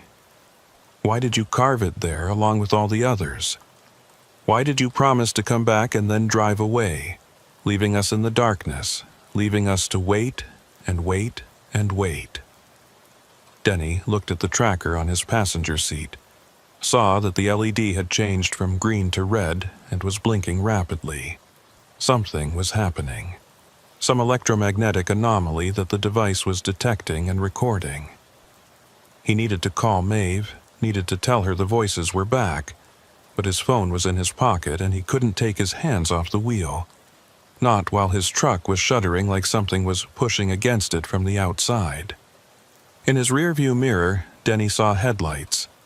2 bright beams cutting through the darkness, coming up fast behind him. The phantom truck was back, chasing him again, and this time Denny knew there would be no escape. This time, whatever was driving that truck wasn't going to let him get away. The headlights pulled alongside him, and Denny forced himself to look over at the other truck. It was the same old Kenworth from the shoulder, but now it was moving, keeping pace with him effortlessly. The driver's side window was dark, impenetrable, but Denny could see movement inside the cab, shapes that shifted and writhed like something was trying to take form. Then the window rolled down, and Denny saw who was driving. It was a man, or what had once been a man. He was tall and thin, with dark hair and a face that might have been handsome before whatever had happened to him. But his eyes were wrong, too bright, glowing with that same pale, sickly light Denny had seen before. And his smile, that terrible smile that stretched too wide across his face, showing too many teeth. The man raised one hand in a wave, casual and friendly, like they were just 2 truckers passing on the highway.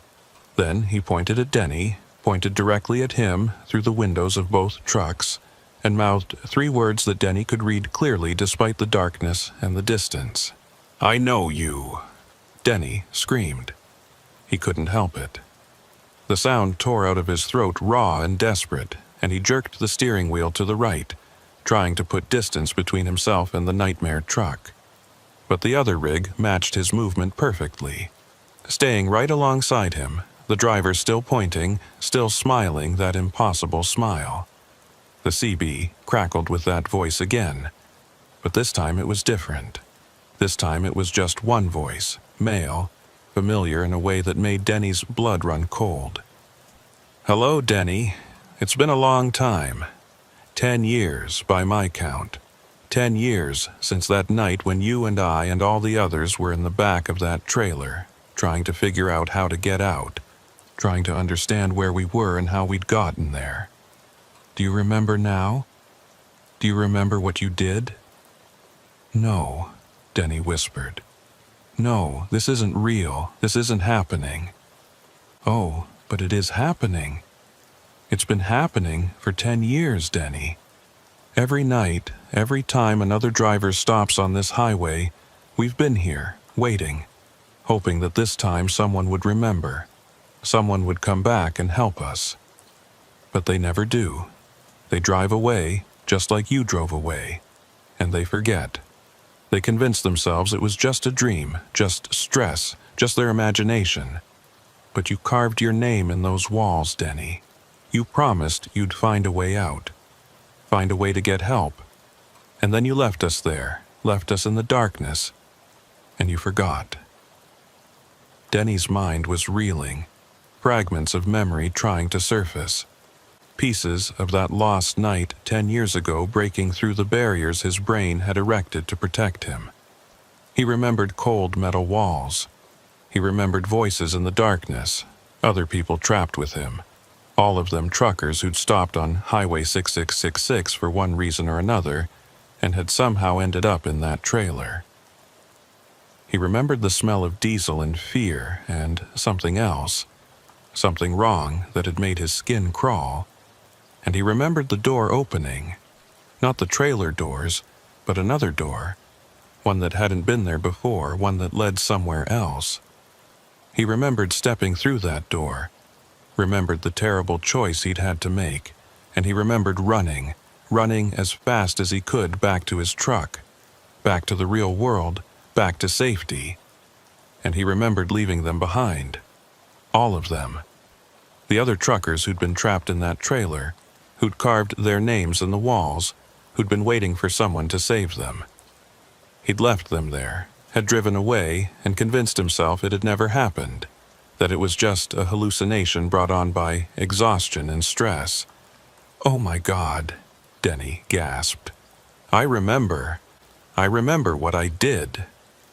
The man in the phantom truck smiled wider. "Good. That's good, Denny, because now that you remember, now that you know what you did, you can make it right. You can come back. You can open the door again and let us out. All you have to do is stop the truck. Stop the truck and come with me. It's easy.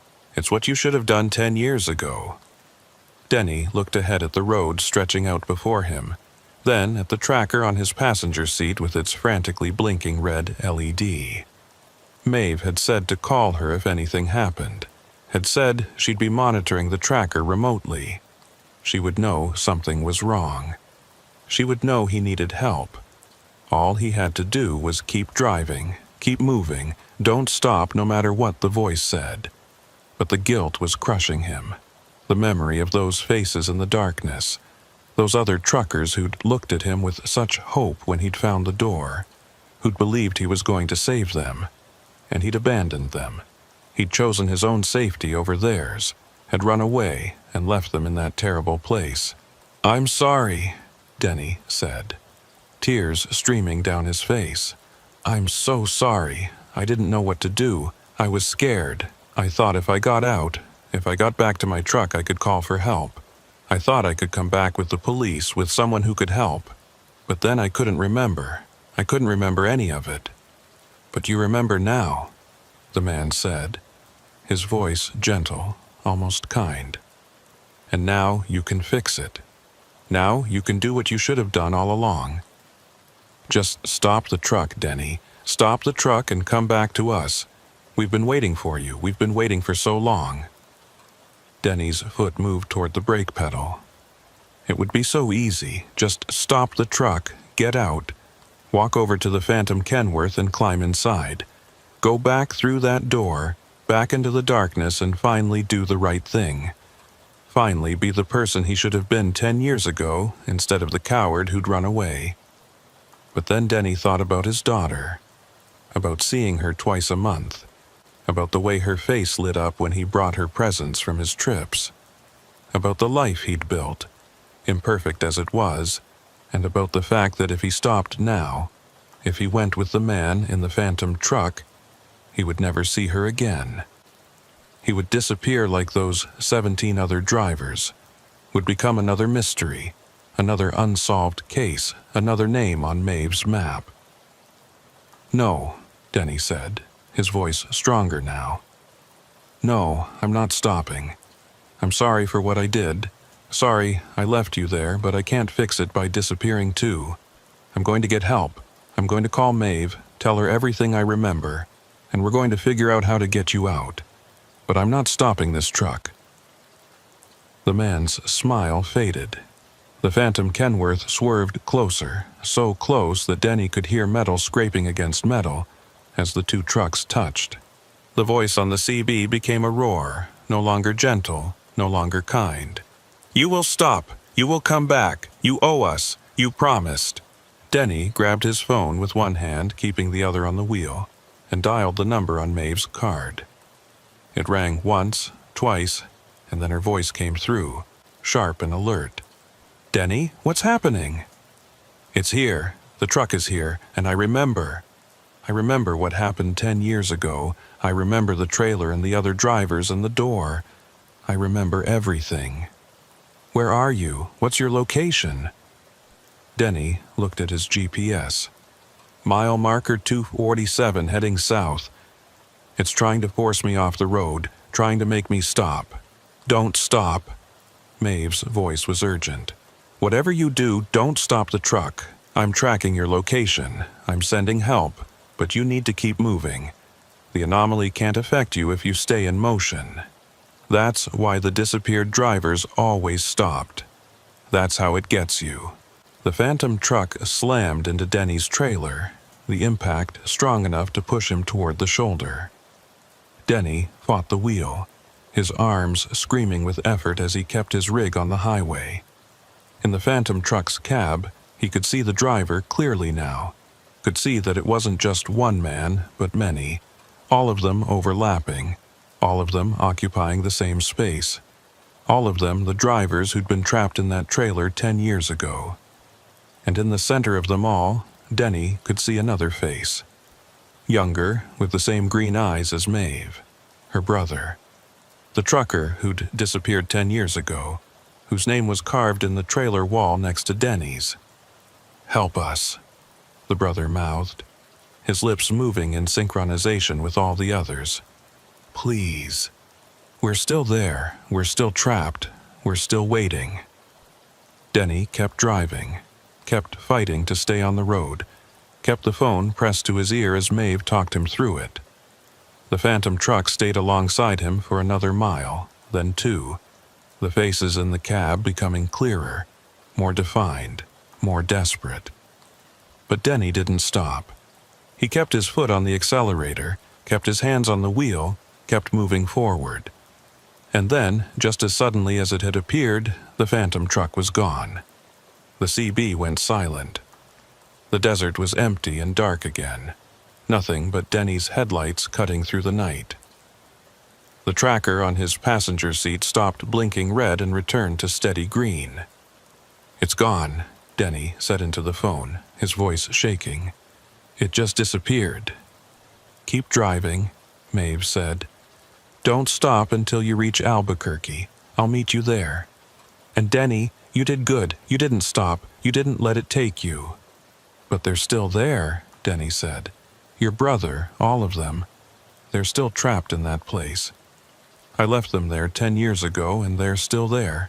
"I know," Maeve said quietly. "But now we have something we didn't have before. We have a witness who remembers. We have someone who can tell us what happened, how to open that door, how to get them out. You're going to help me save them, Denny. You're going to help me bring my brother home." Denny drove the rest of the way to Albuquerque in silence, the phone still connected. Maeve's presence on the other end a lifeline, keeping him tethered to reality. The memories were flooding back now, all the details he'd suppressed for 10 years, all the pieces of that terrible night. The trailer, the door, the choice he'd made, and the faces of the people he'd left behind. He would have to live with that guilt for the rest of his life. But maybe, just maybe, he could make it right. Maybe he could help Maeve find a way to open that door again, to pull her brother and all the others back from wherever they'd been trapped for the last decade. As Denny pulled into the delivery dock in Albuquerque, he saw Maeve's black SUV already waiting for him. She got out as he parked, and for the first time since he'd met her, Denny saw something other than professional composure in her expression. He saw hope. They sat in a truck stop diner on the outskirts of Albuquerque, the kind of place that stayed open 24 hours and served coffee that was always too hot and food that was always too greasy. It was nearly midnight, and the diner was mostly empty except for a few truckers scattered at different tables, each of them lost in their own worlds of exhaustion and routine. Denny had a plate of eggs and toast in front of him that he hadn't touched, and Maeve had a laptop open on the table between them, the screen showing a series of documents and photographs that Denny couldn't quite focus on. His hands were still shaking. They'd been shaking since he'd climbed down from his truck in the delivery dock, since Maeve had taken one look at him and insisted they go somewhere to talk, somewhere public and well-lit, where whatever haunted Highway 606 couldn't follow them. Denny had wanted to argue, wanted to say that he'd already delivered his load and fulfilled his obligation, and that he just wanted to go home and sleep for a week. But he knew he couldn't do that. Not now. Not when the memories were flooding back. Not when he finally understood what had happened to him 10 years ago. Maeve had been typing on her laptop for the last 10 minutes, occasionally glancing up at Denny and asking him questions about what he remembered, documenting everything he said with the clinical precision of someone who'd been chasing this mystery for years. Denny did his best to answer, to put into words the fragmented images and sensations that were emerging from the dark corners of his memory. But it was like trying to describe a nightmare to someone who'd never had one. How could you explain what it felt like to be trapped in a space that wasn't quite real, surrounded by people who were there but also not there, facing a door that led somewhere that defied all logic and reason? "Tell me about the door again," Maeve said, her fingers poised over the keyboard. "You said it wasn't there at first, that it just appeared. What did it look like?" Denny closed his eyes, forcing himself to go back to that night, to that terrible moment in the trailer when everything had changed. It was just a rectangle of light at first, like someone had cut a hole in the wall and there was brightness on the other side. But the light wasn't normal. It was too white, too clean, like it was coming from somewhere that didn't have shadows. And it was humming, I remember that. This low vibration that you could feel in your bones. How many of you were in the trailer at that point? 6? No, 7. There were 7 of us. Denny opened his eyes and looked at Maeve. Your brother was one of them, Caleb. He was the first one I met when I woke up in there. He'd been there longer than the rest of us. Had already been trying to figure out what was happening, how we'd gotten there. Maeve's expression didn't change, but Denny saw her jaw tighten slightly. What did Caleb tell you about how he'd ended up in the trailer?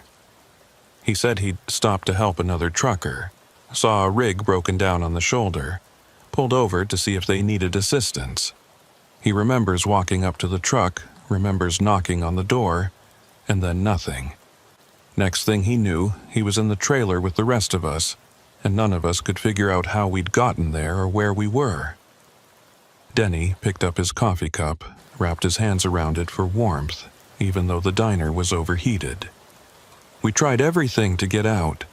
We banged on the walls, tried to force the doors open, even tried to tear a hole in the floor with our belt buckles. But nothing worked. The metal was too thick, the doors were sealed from the outside, and there were no windows. No way to see where we were or if anyone was coming to help us. We were just stuck there in the dark, with no food, no water, nothing. How long were you in there? I don't know. Time didn't work right in that place. It felt like hours, maybe days, but it could have been minutes for all I know. We lost track. Some of us started to panic, started screaming and crying and saying we were going to die in there.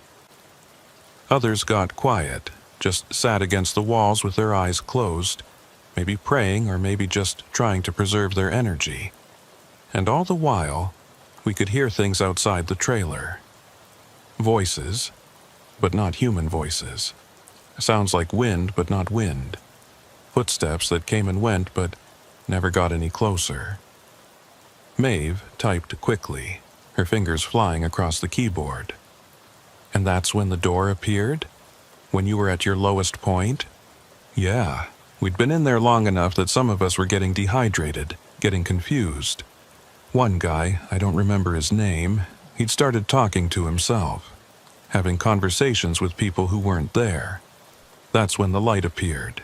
Just a rectangle on the wall, bright and clean, and somehow inviting despite how wrong it felt. And then the rectangle became a door, an actual door with a handle, and we could see through it to the other side. What did you see? Through the door? Denny was quiet for a long moment, trying to find the words. Nothing, and everything. It was like looking into a space that shouldn't exist, a place between places. There were shapes in there, forms that might have been buildings or might have been something else entirely. And there were sounds, these low harmonic tones that made you feel sick if you listened to them too long. But there was also a path, clear as day, leading away from the door and disappearing into the distance. Like someone had made it specifically for us. Like we were supposed to walk through and follow it wherever it led. Did anyone go through? Not at first. We were all scared, all arguing about what to do. Some of us thought it was a trap, that whatever had put us in the trailer was trying to lure us somewhere worse. Others thought it was our only chance, that we'd die in the trailer if we didn't take the risk. Caleb, your brother, he was the one who finally made the decision. He said he'd go through first, scout it out, see if it was safe, and if it was, he'd come back and get the rest of us. Denny swallowed hard, the memory vivid now, no longer suppressed or distorted. But I stopped him. I said I'd go instead. I was younger, faster, and I'd worked as a volunteer firefighter for a few years, so I knew how to handle dangerous situations. At least that's what I told myself. Really, I just wanted to be the hero. I wanted to be the one who saved everyone. So you went through the door? Yeah, I went through. Denny set down his coffee cup, his hands trembling so badly he was afraid he'd spill it. And the second I stepped through, everything changed. The trailer disappeared behind me, just vanished like it had never been there.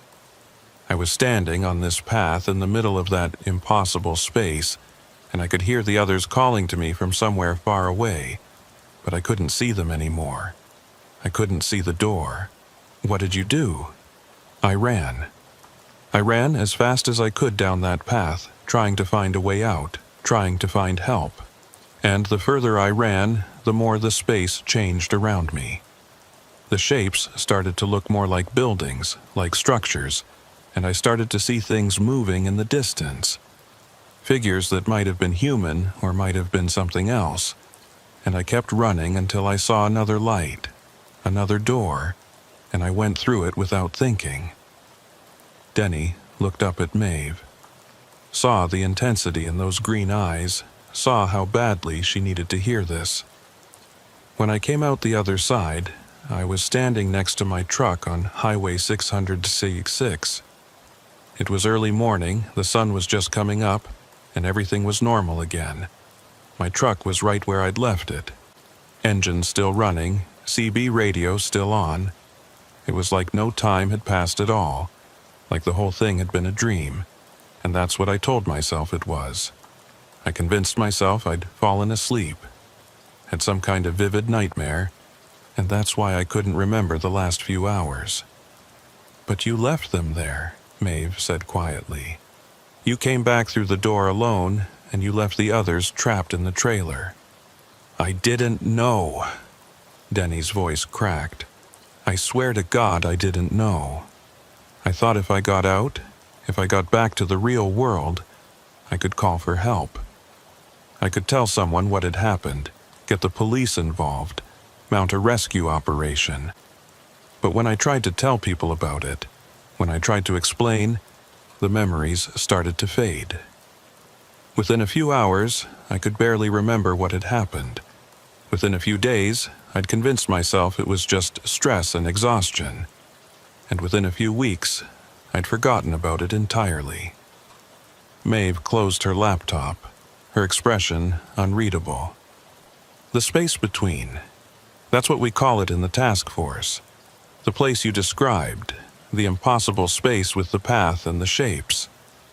We've had reports of it before from the few drivers who've experienced anomalous events and managed to remember enough to tell us about it. But you're the first person who's been able to describe it in detail, who's been able to tell us about the door from both sides. She pulled out a folder from her bag and spread several photographs across the table. They showed the abandoned Kenworth, both exterior and interior shots, with special attention paid to the names carved into the trailer walls.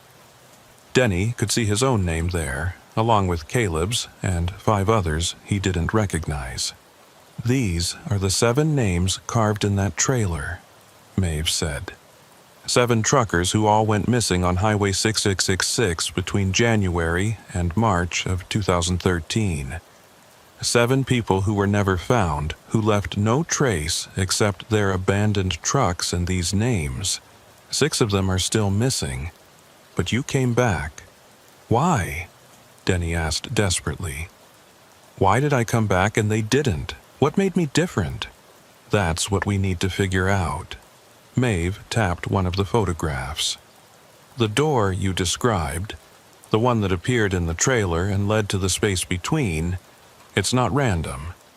Our research suggests it only appears under specific conditions, when certain electromagnetic thresholds are met, and when there are people present who fit a particular psychological profile. Truckers who are isolated, who've been on the road too long, who are vulnerable in some way. She pulled out another document, this one showing a complex chart of dates and locations.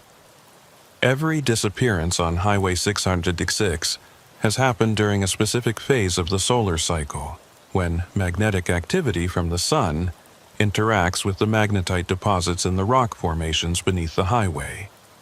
It creates a kind of resonance field that can, under the right conditions, open doorways to other spaces, other realities, other dimensions, whatever you want to call them. Denny stared at the chart, trying to make sense of the technical jargon. So, this is all natural? Just some kind of weird geological phenomenon? The doorways might be natural, Maeve said. But what's on the other side isn't. The space between, the figures you saw moving in the distance, the structures that looked like buildings, that's something else entirely. Something that exists alongside our reality, occupying the same space but separated by some kind of dimensional barrier. And when the doorways open, things can move between the 2 spaces, including people. The phantom truck, Denny said, understanding dawning. The thing that's been chasing me, the faces I saw in the cab, that's them. That's your brother and the others, trying to get back, trying to use the doorways to return to our reality. Partially, Maeve said, but it's more complicated than that.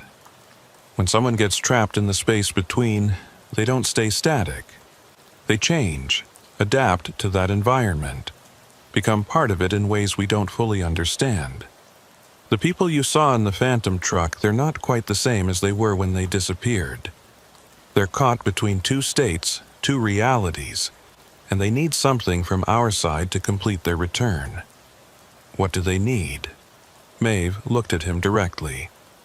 They need the person who left them there to come back and open the door from the other side.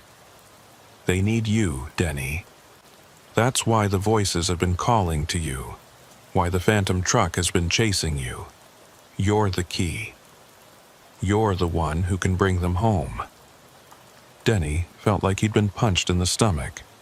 You want me to go back. You want me to drive Highway 626 again, find that door, and go through it. I want my brother back, Maeve said, her voice tight with emotion. I want all of them back. And you're the only person who knows how to open the door. Who has the connection to that space that can make it work? You're the only chance they have. I can't, Denny said, shaking his head. I can't go back there. You don't know what it's like, that place, the way it makes you feel. It's wrong in a way I can't even describe. And what if I can't get back? What if I go through the door and end up trapped there like they are? That's a risk, Maeve admitted.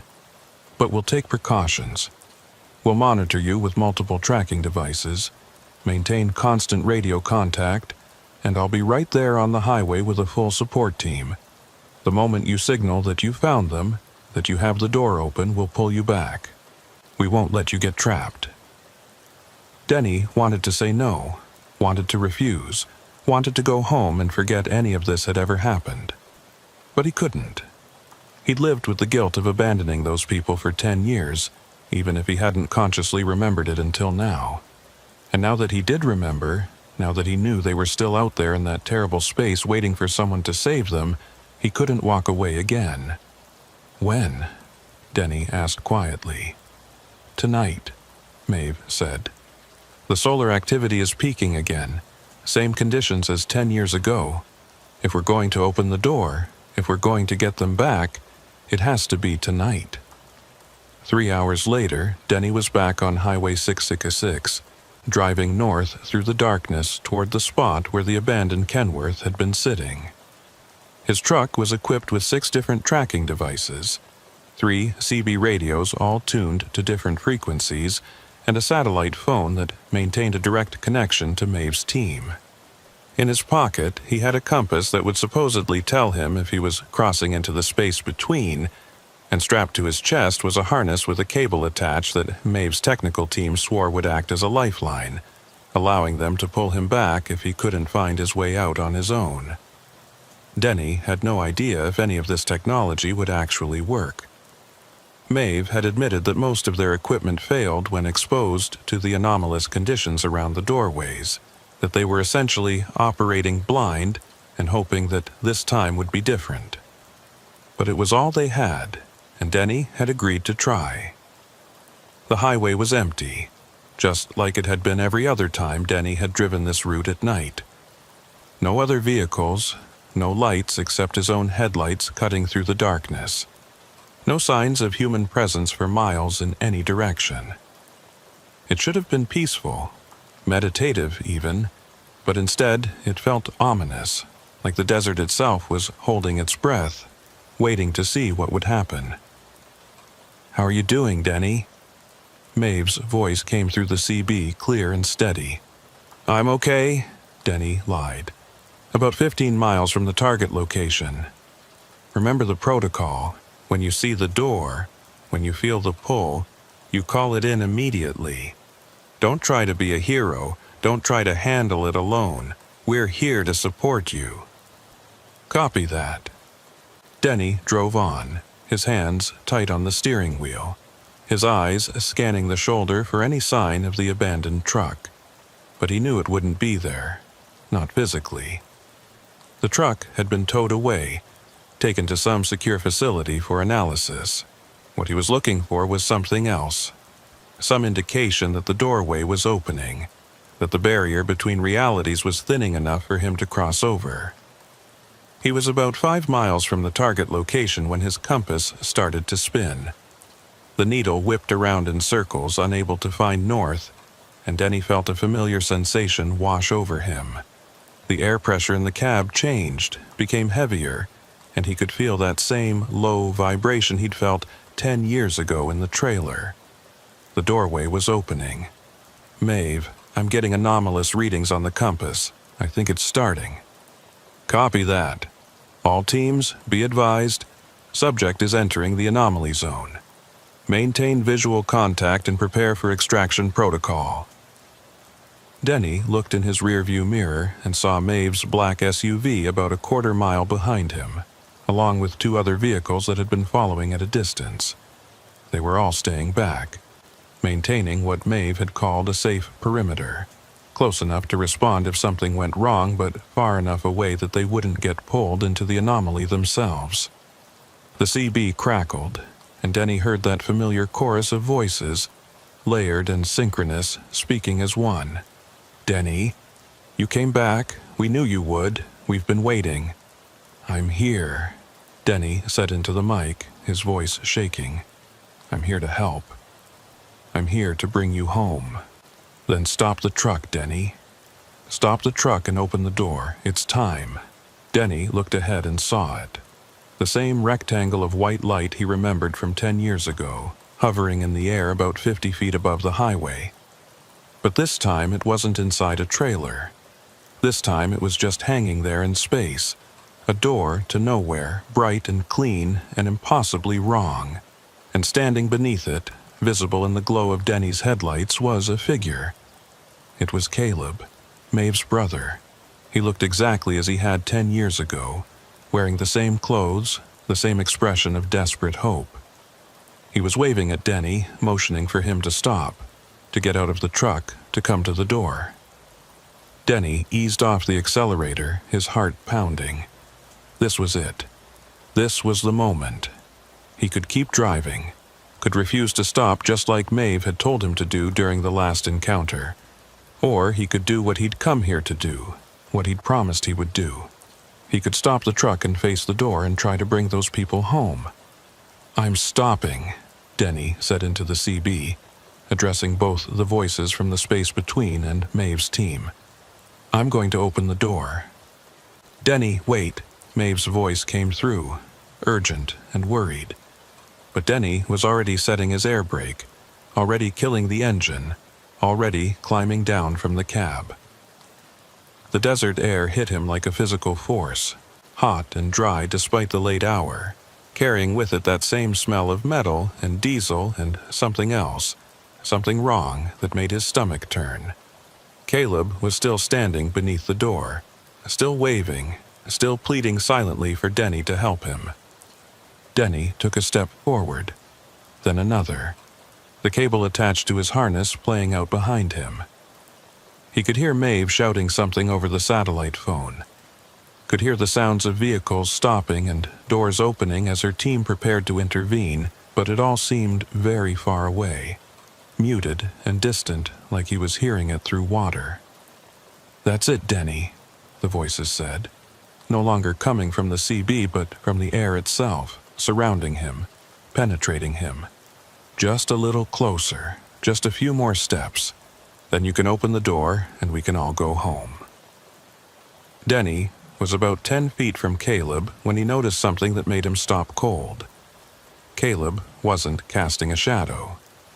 Despite the bright glow of the door above him, despite Denny's headlights shining directly on him, there was no shadow on the ground. And when Denny looked more closely, he realized that Caleb wasn't quite solid.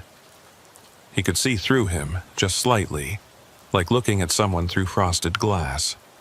"You're not really here," Denny said, his voice barely above a whisper.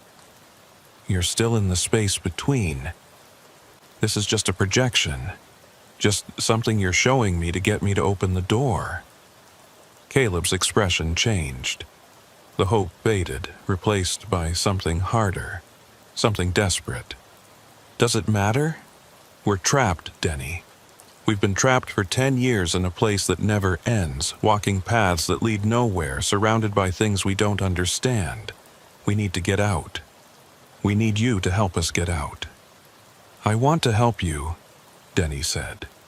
"That's why I'm here. But Maeve said the door has to be opened from both sides, that I have to go through to bring you back. Is that true?" Caleb didn't answer. And in that silence, Denny understood. It was a trap. It had always been a trap. The door would open if Denny stepped through it, would allow Caleb and the others to cross over into reality, but Denny would be left behind in the space between, trapped just like they'd been trapped for the last 10 years. The exchange would be permanent. 1 life for 7, Denny's freedom for theirs. "I'm sorry," Denny said, taking a step back. "I'm sorry this happened to you. I'm sorry I left you there 10 years ago. But I can't do this. I can't trade places with you." Caleb's form flickered, becoming less solid. You have to. You owe us. You promised you'd come back. You promised you'd save us. The door above them pulsed, growing brighter, and Denny could feel the pull intensifying, could feel something trying to drag him forward, trying to force him through the doorway. He grabbed the cable attached to his harness and pulled hard, signaling Maeve's team to reel him back in. I know I owe you, Denny said, fighting against the pull. And I'll find another way. Maeve will find another way. But I'm not going through that door. The voices rose to a roar, no longer words, but just raw sound, anger and betrayal and desperation all mixed together. Caleb's projection shattered like glass, breaking apart into fragments that dissolved in the desert air. The door pulsed once more, twice, and then began to shrink, the white light dimming, the rectangle growing smaller and smaller until it was just a pinpoint and then nothing at all. The cable went taut as Maeve's team pulled, and Denny stumbled backward, away from where the door had been, away from the spot where Caleb had stood. His legs gave out and he fell to the ground, his hands scraping on the asphalt, his breath coming in ragged gasps. Behind him, he could hear running footsteps, voices shouting, and then Maeve was there, kneeling beside him, checking to make sure he was okay. I couldn't do it, Denny said, looking up at her. I couldn't save them. Your brother, all of them, they're still trapped there and I couldn't save them. Maeve's expression was complicated, pain and relief fighting for dominance. You did the right thing. If you'd gone through that door, we would have lost you too, and we still wouldn't have a way to get them back. But they're still there. They're still suffering. I know. Maeve helped him to his feet, her grip strong and steady. But now we have more information. We know the door can be opened from this side. We know it requires a specific person with a specific connection to those who are trapped. And we know that trading one life for 7 isn't a viable solution. We'll find another way, Denny. I promise you, we'll find another way. They walked back to Denny's truck together, Maeve's team following behind, already discussing what had happened, already analyzing the data from their instruments.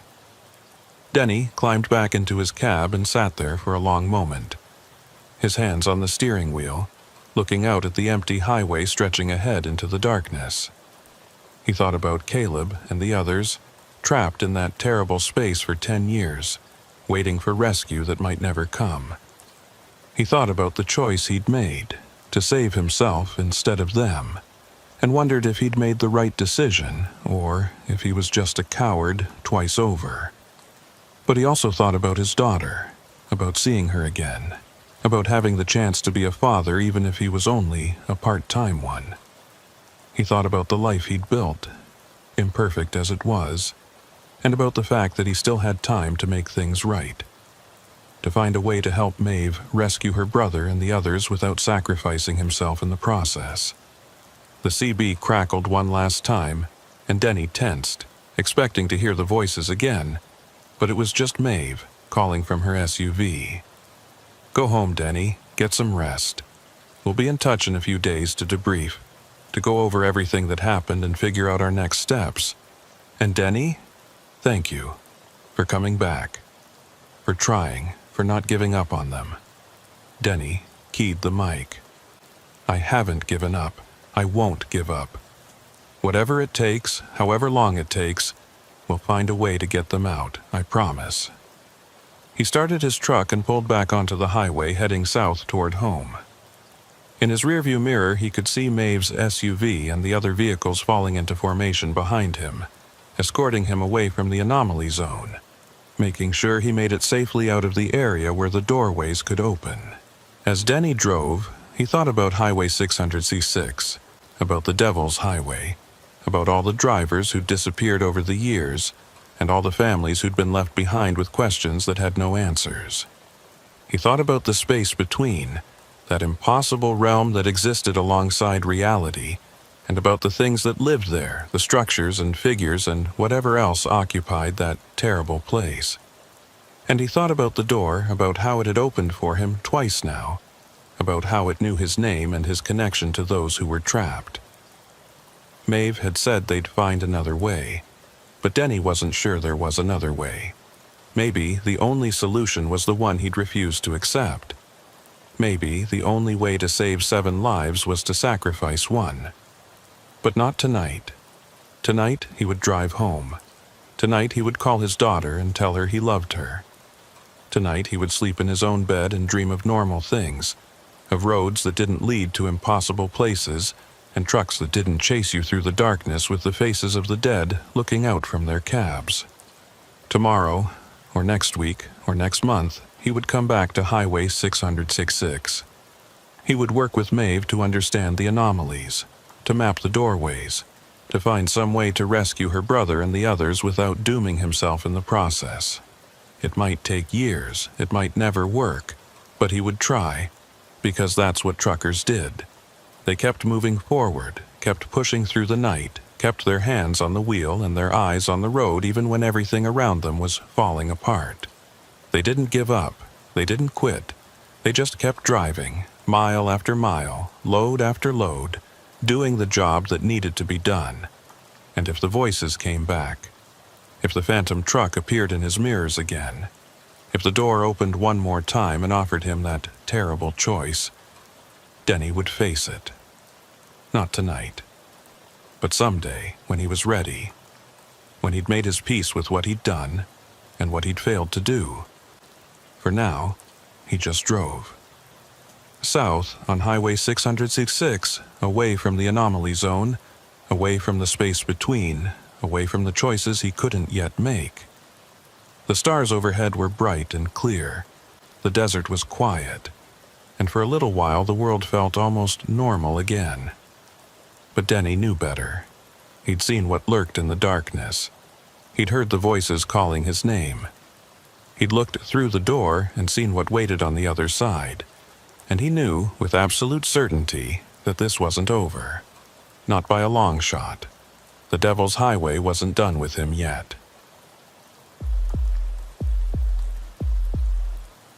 Wade Coltrane had been watching the storm build for the last hour, tracking its progress across the Arizona desert like a predator stalking prey.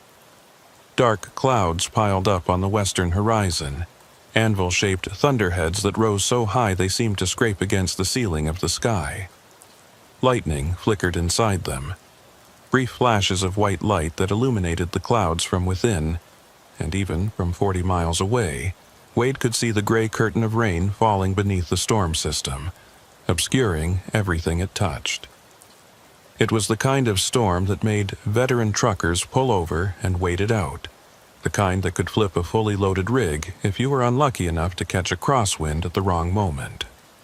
Wade was 48 years old and had been driving trucks for nearly 30 years, long enough to know when to push through weather and when to find a safe place to park. He'd driven through blizzards in Wyoming, dust storms in West Texas, and once, memorably, through the edge of a hurricane in Louisiana that had nearly torn the doors off his cab. But desert storms were different. They came on fast and hit hard, with winds that could gust up to 70 or 80 miles per hour, and rain so heavy you couldn't see the hood of your own truck. And Highway 666, the stretch of road he was currently traveling, was particularly bad during storm season. The highway ran through open country with no natural windbreaks, no place to hide when the weather turned mean. He checked his GPS looking for the nearest town or truck stop where he could pull off and wait out the storm. The screen showed nothing for the next 60 miles except highway and empty desert, which wasn't unusual for this part of Arizona.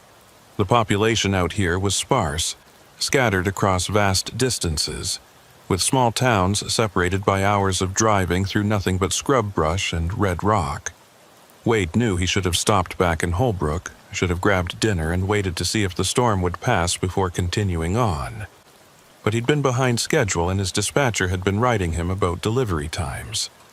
Now he was going to pay for that decision. The wind hit first, a sudden gust that pushed against the side of Wade's trailer hard enough to make the whole rig shudder. Wade tightened his grip on the steering wheel, his knuckles going white as he fought to keep the truck in his lane. The wind came in waves after that, buffeting the rig from different angles, making it feel like something was physically shoving at him, trying to push him off the road.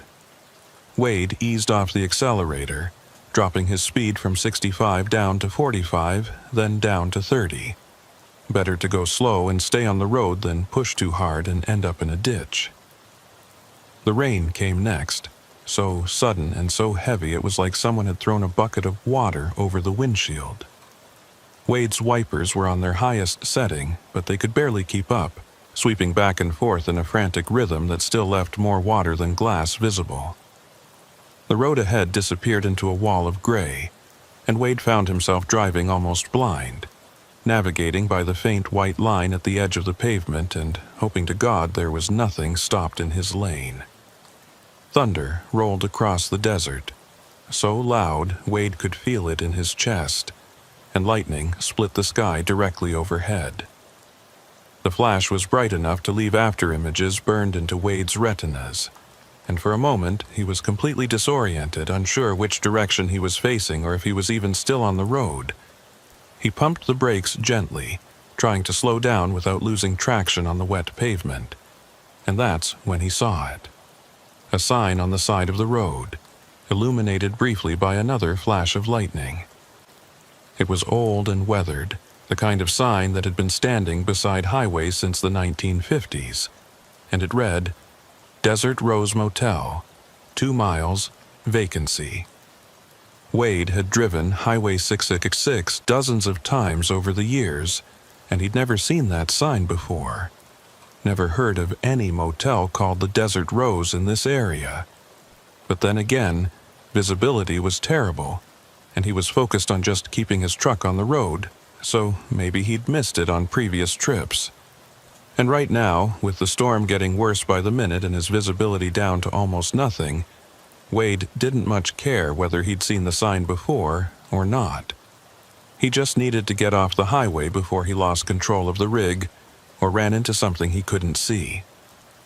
2 miles later, right where the sign had promised, Wade saw lights glowing through the rain. A cluster of buildings set back from the highway, arranged in the classic L shape of an old roadside motel. There was a neon sign near the road that spelled out Desert Rose in faded pink letters, with a smaller sign below it that flickered between vacancy and no vacancy, in a rhythm that seemed almost hypnotic. Wade turned off the highway onto a gravel driveway, his tires crunching on the wet stones, and pulled into the parking lot.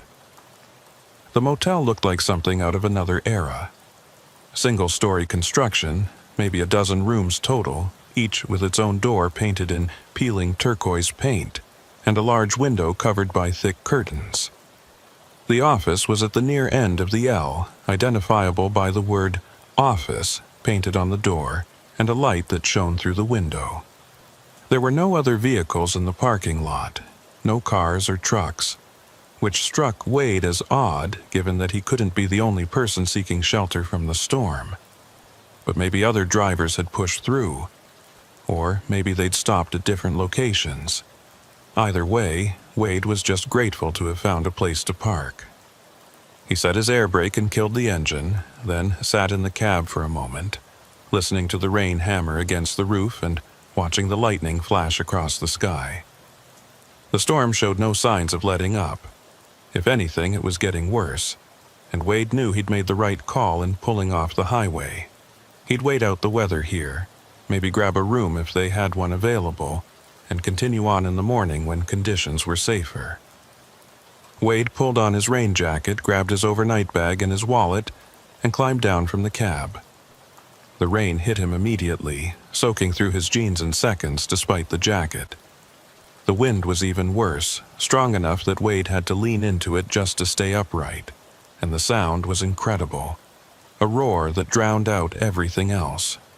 Wade half ran, half staggered across the parking lot toward the motel office, his boots splashing through puddles that had already formed in the low spots of the gravel. The office door was heavy, solid wood that had warped slightly with age, and Wade had to put his shoulder into it to get it open. He stumbled inside, water dripping from his clothes and hair, and stood there for a moment, catching his breath and trying to wipe the rain out of his eyes. The office was warm, almost too warm, with an electric heater in the corner putting out enough heat to make the small space feel like a sauna. The walls were decorated with faded photographs of the Arizona desert in better times, and there was a desk along the back wall with an old-fashioned guest register and a bell that read "Ring for Service." Behind the desk sat a woman who might have been anywhere from 60 to 80 years old. She had steel gray hair pulled back in a tight bun, sharp features that suggested she'd been beautiful once, and eyes so pale they were almost colorless. She was wearing a cardigan sweater despite the heat, and she was watching Wade with an expression that was difficult to read. Not unfriendly exactly, but not welcoming either. More like she was studying him, trying to decide what kind of person he was and whether she wanted him staying at her motel. "Hell of a storm," Wade said, trying to break the silence. His voice came out rough, and he realized he'd been white-knuckling the steering wheel so hard for the last hour that his throat was tight with tension. The woman nodded slowly. "That it is. We don't get many like this, even out here. You're lucky you found us when you did. Another few miles and you'd have been in real trouble. I appreciate you having the lights on. I've driven this stretch of highway a dozen times and I don't remember seeing your motel before, but I'm sure glad I saw it tonight." Something flickered across the woman's face, an expression Wade couldn't quite interpret. "We've been here a long time. Since 1952, according to the sign out front, though I think it was here before that under a different name. People miss us sometimes. We're easy to overlook if you're not paying attention." Wade walked up to the desk, his boots squelching with each step and leaving wet footprints on the linoleum floor. "I need a room for the night, just one, and I've got my rig parked out there, if that's okay." "We don't get many truckers," the woman said, but she was already turning the guest register around and sliding it across the desk toward Wade. "Most of them prefer the big truck stops, the ones with showers and restaurants and other drivers to talk to. But you're welcome here. Room's $30 for the night, cash only. No credit cards, no checks." Wade pulled out his wallet and counted out 3 tens, setting them on the desk. The bills looked strange in the warm yellow light of the office, too bright and too modern against the old wood and faded photographs. The woman took the money without counting it and tucked it into a cash box beneath the desk, then pulled out a key attached to a large plastic tag with the number 7 stamped on it. "Room 7 is at the far end," she said, pointing toward the long arm of the L-shaped building. "Clean sheets, clean towels, hot water in the shower. There's no phone in the room and no TV, but I don't imagine you'll be needing either of those tonight. Storm should blow over by morning, and you can be back on your way." Wade took the key, the plastic cold against his palm. "Thank you, ma'am. I didn't catch your name." "Elvira Dunn," the woman said. "I own the place. Have for the last 30 years since my husband passed. If you need anything during the night, anything at all, you just come knock on this door. I live in the apartment in the back, and I'm a light sleeper." "I appreciate that, Mrs. Dunn. I'm Wade Coltrane." "I know," Elvira said, and there was something in the way she said it that made Wade pause. But before he could ask what she meant, she was already turning away, already pulling out a ledger book and making notes in it with a pen that looked like it had been used for decades. Wade stood there for a moment, waiting to see if she would explain, but Elvira seemed to have forgotten he was there. So Wade just nodded, even though she wasn't looking at him, and pushed back out into the storm. The rain was coming down even harder now, and the wind had shifted direction, driving the water horizontally across the parking lot. Wade could barely see room 7 through the downpour, but he managed to navigate his way there, using the numbers on the doors as a guide. The key turned smoothly in the lock, and Wade pushed open the door to room 7. The interior was exactly what he'd expected from a motel that had been built in the 1950s and hadn't been updated much since. A double bed with a faded floral bedspread, a nightstand with a lamp that had a shade decorated with a pattern of desert flowers, a small dresser with a mirror mounted above it, and a door that presumably led to the bathroom.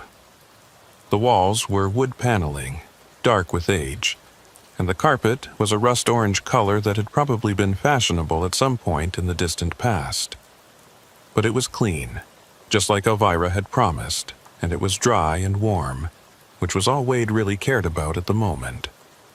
He set his overnight bag on the bed, shrugged out of his wet jacket and hung it on a hook by the door, and sat down to pull off his boots. Outside, the storm continued its assault on the desert, thunder rolling and lightning flashing and rain pounding against the window like it was trying to break through the glass. Wade walked over to the window and pulled back the curtain slightly, looking out at the parking lot. His truck was still there, dark and silent in the storm, rain streaming down its sides. And that's when Wade noticed something that made him frown. There was another vehicle in the parking lot now, parked 3 spaces down from his truck. A sedan, dark blue or maybe black. It was hard to tell in the poor light. Wade hadn't seen any other vehicles when he'd pulled in, and he was certain the parking lot had been empty. But there it was, unmistakable. And as Wade watched, he saw the driver's side door open and a figure get out. It was a man, tall and thin, wearing a long coat that flapped in the wind. He stood beside his car for a moment, apparently unbothered by the rain, just standing there looking at the motel like he was studying it, or maybe deciding whether to come inside.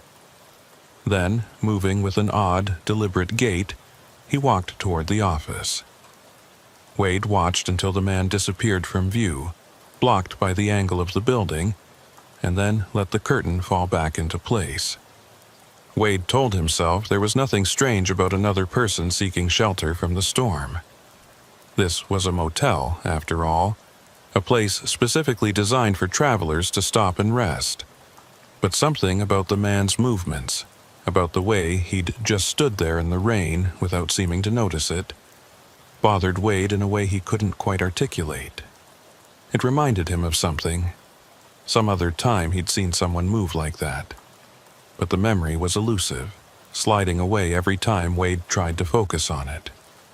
He was probably just tired, Wade decided. Tired and on edge from fighting the storm and from the general stress of being behind schedule and worrying about delivery times. The man in the parking lot was just another traveler, nothing more, and Wade was letting his imagination run away with him. He needed sleep, needed to get out of his wet clothes and into bed and rest for a few hours before the morning came and he had to get back on the road. Wade went into the bathroom and found that it was exactly as dated as the rest of the room, with pink tile and a pedestal sink and a shower stall that looked like it had been installed sometime during the Eisenhower administration. But the water was hot, just like Elvira had promised, and Wade stood under the spray for a long time, letting the heat soak into his muscles and wash away the tension of the drive. When he finally shut off the water and stepped out, he felt almost human again, almost ready to face whatever tomorrow would bring. He dried off with one of the thin white towels stacked on a shelf above the toilet, then pulled on a clean t-shirt and sweatpants from his overnight bag. The bed looked inviting, the mattress probably not great, but certainly better than trying to sleep in his truck, and Wade was exhausted enough that he probably could have slept on a pile of rocks. He turned off the overhead light, leaving just the lamp on the nightstand burning, and climbed under the covers. That's when he heard the footsteps outside his door. Not hurried, not slow, just steady and deliberate. Someone walking along the covered walkway that ran in front of all the motel rooms. Wade listened as the footsteps approached room 7, slowed as they passed, and then continued on toward the end of the building. He heard a door open and close, the sound muffled by the walls and the rain but still audible. The man from the parking lot, Wade assumed, checking into his own room. Nothing unusual about that. But the footsteps didn't stop. Even after Wade had heard the door close, even after what should have been enough time for the man to be inside his room, Wade could still hear footsteps on the walkway, back and forth, pacing, like someone who couldn't decide whether to go inside or to keep walking. Wade lay in bed listening, trying to convince himself it was just the wind, just the rain, just some acoustic trick of the old building. But the sound was too regular, too rhythmic to be anything but human footsteps.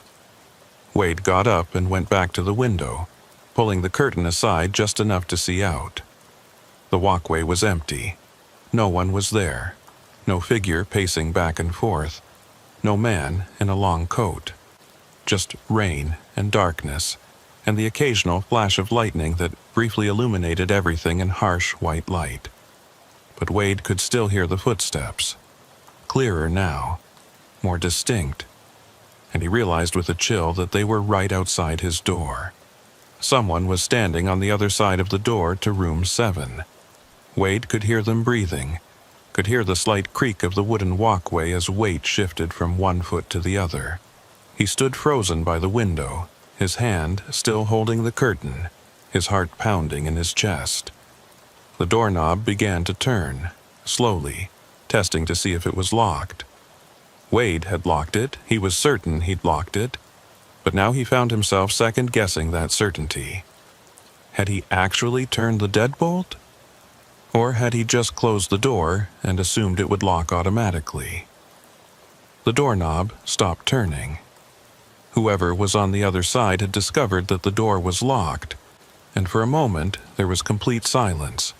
No breathing, no footsteps, nothing. Then Wade heard something that made his blood run cold. A voice, low and raspy, speaking through the door. "Wade Coltrane, I know you're in there. We need to talk." Wade's mouth went dry.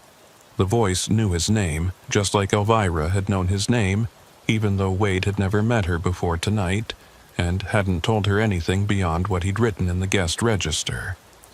How did these people know who he was? What did they want from him? "Who are you?" Wade called out, his voice shakier than he would have liked. "What do you want?" There was a long pause, and then the voice spoke again. "My name is Russell Creed. I'm a traveler, just like you, and I need to talk to you about this place, about the Desert Rose Motel, before it's too late. Before you make the same mistake I did." Wade took a step toward the door, then stopped himself. Every instinct he had was screaming at him not to open that door, not to engage with whoever Russell Creed was or what he wanted.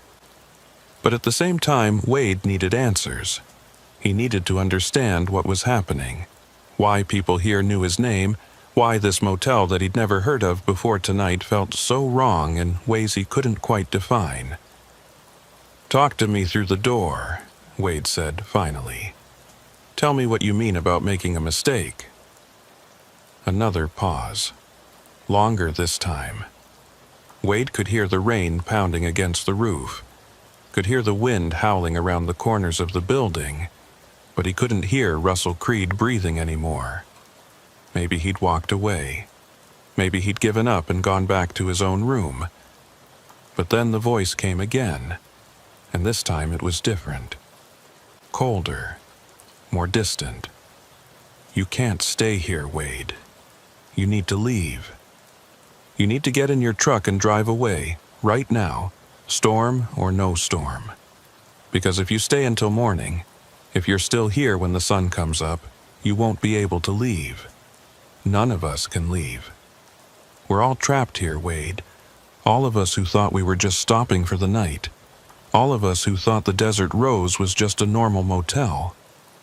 Wade's hand moved to the deadbolt before he could stop himself, before he could think about what he was doing.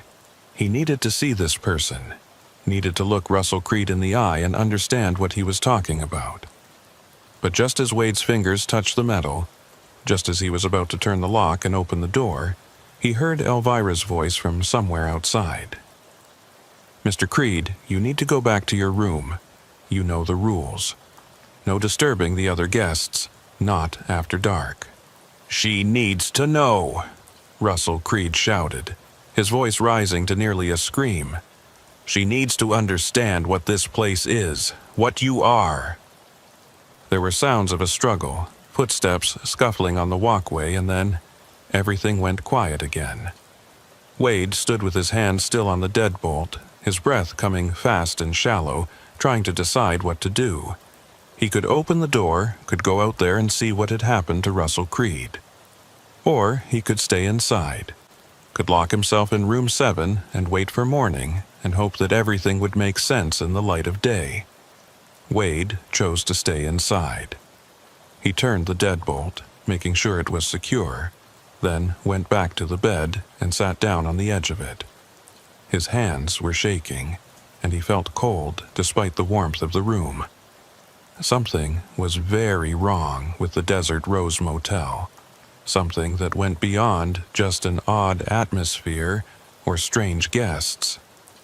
Russell Creed had said they were all trapped here, that no one could leave once morning came.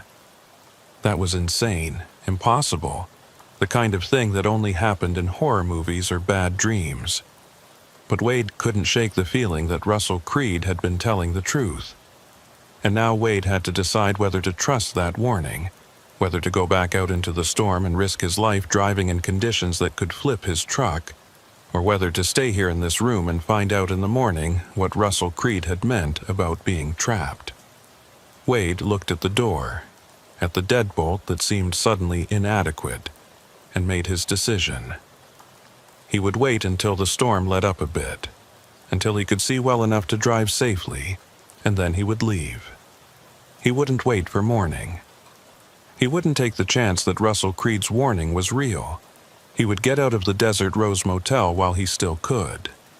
But for now, he was stuck here, at least for a few more hours, in a room that no longer felt safe, in a motel that shouldn't exist, listening to the storm rage outside and wondering what would happen when morning finally came.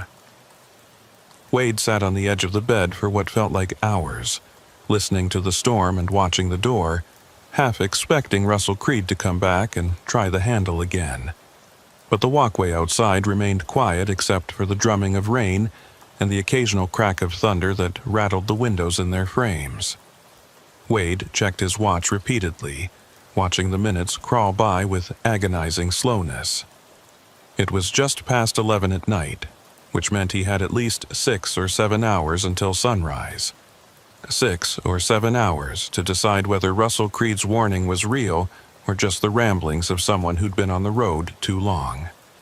Wade tried his cell phone, hoping to call his dispatcher or maybe even the police, anyone who could tell him something about this motel or confirm that it was a legitimate business and not whatever Russell Creed seemed to think it was. But his phone showed no signal, not even a single bar, which wasn't surprising given how remote this area was and how bad the weather had gotten. He was completely cut off from the outside world, alone in this room with nothing but his own thoughts and the growing certainty that something was very wrong with the Desert Rose Motel. Around midnight, Wade decided he couldn't just sit there any longer. He needed to do something, needed to gather information, needed to understand what he was dealing with. If Russell Creed was right, if this place really was some kind of trap, then Wade needed to know what he was up against before he could figure out how to escape.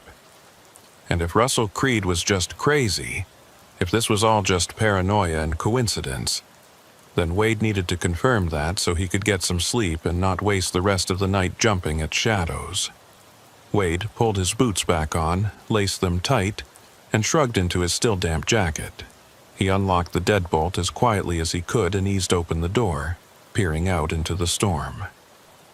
The walkway was covered by an overhang that provided some protection from the rain, but the wind was still strong enough to drive water in at an angle, leaving puddles on the concrete. Wade could see 5 or 6 other room doors from where he stood, all of them closed, all of them dark. No lights showing through the windows, no signs of activity. It was as if he and Russell Creed were the only guests at the Desert Rose, which seemed unlikely during a storm this severe. Wade stepped out onto the walkway, pulling the door closed behind him but not locking it. He wanted to be able to get back inside quickly if he needed to. The wind immediately tried to tear the jacket off his back, and Wade had to hold it closed with one hand while using the other to steady himself against the wall. He moved along the walkway toward the office, his boots making soft splashing sounds in the standing water, his eyes scanning the darkness for any sign of movement. The office was still lit, warm yellow light spilling out through the window and onto the parking lot. Wade could see Elvira through the glass, sitting at her desk exactly as she had been when he'd checked in, writing in that ledger book with the same pen. She looked up as Wade approached, her pale eyes tracking his movement, but she didn't smile or wave or show any reaction at all. She just watched him, the way a cat might watch a mouse, patient and predatory and utterly still. Wade knocked on the office door, and after a moment, Elvira rose from her desk and came to open it. She stood in the doorway, blocking his entrance, her expression neutral, but her posture somehow defensive, as if she was prepared to deny him entry if he gave her a reason. "Mr. Coltrane," she said, her voice flat. "Is there a problem with your room?" "No, ma'am, the room's fine. I just wanted to ask you about the other guest. Russell Creed. He came to my door earlier, said some things that worried me."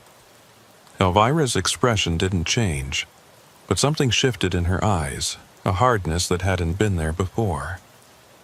"Mr. Creed has been a guest here for some time.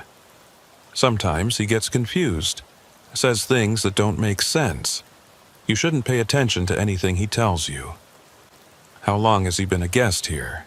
Wade asked, trying to keep his tone casual. "Days? Weeks?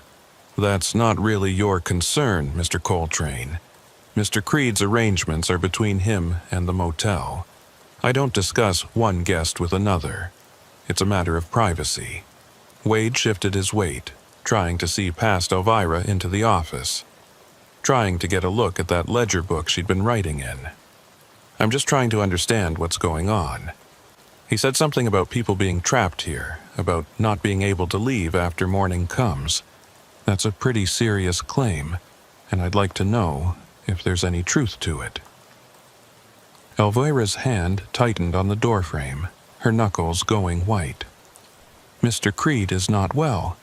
He's been under a lot of stress, and sometimes that stress manifests in paranoid delusions. There's nothing wrong with the Desert Rose Motel. It's a legitimate business that's been serving travelers for over 70 years. You're welcome to stay the night and continue on your way in the morning, or you're welcome to leave right now if you'd prefer, but I won't have you spreading rumors based on the confused ramblings of a disturbed man." There was steel in her voice now, an edge that made it clear the conversation was over. Wade knew he wasn't going to get any more information out of Elvira, at least not directly, so he nodded and stepped back, raising his hands in a gesture of surrender. "I apologize, Mrs. Dunn. I didn't mean to offend. I'm just tired and on edge from the storm. I'll go back to my room and try to get some sleep." Elvira watched him for a long moment, those pale eyes searching his face, and then she nodded. "That would be wise, Mr. Coltrane. The storm will pass by morning, and everything will seem clearer in the daylight. Things always do."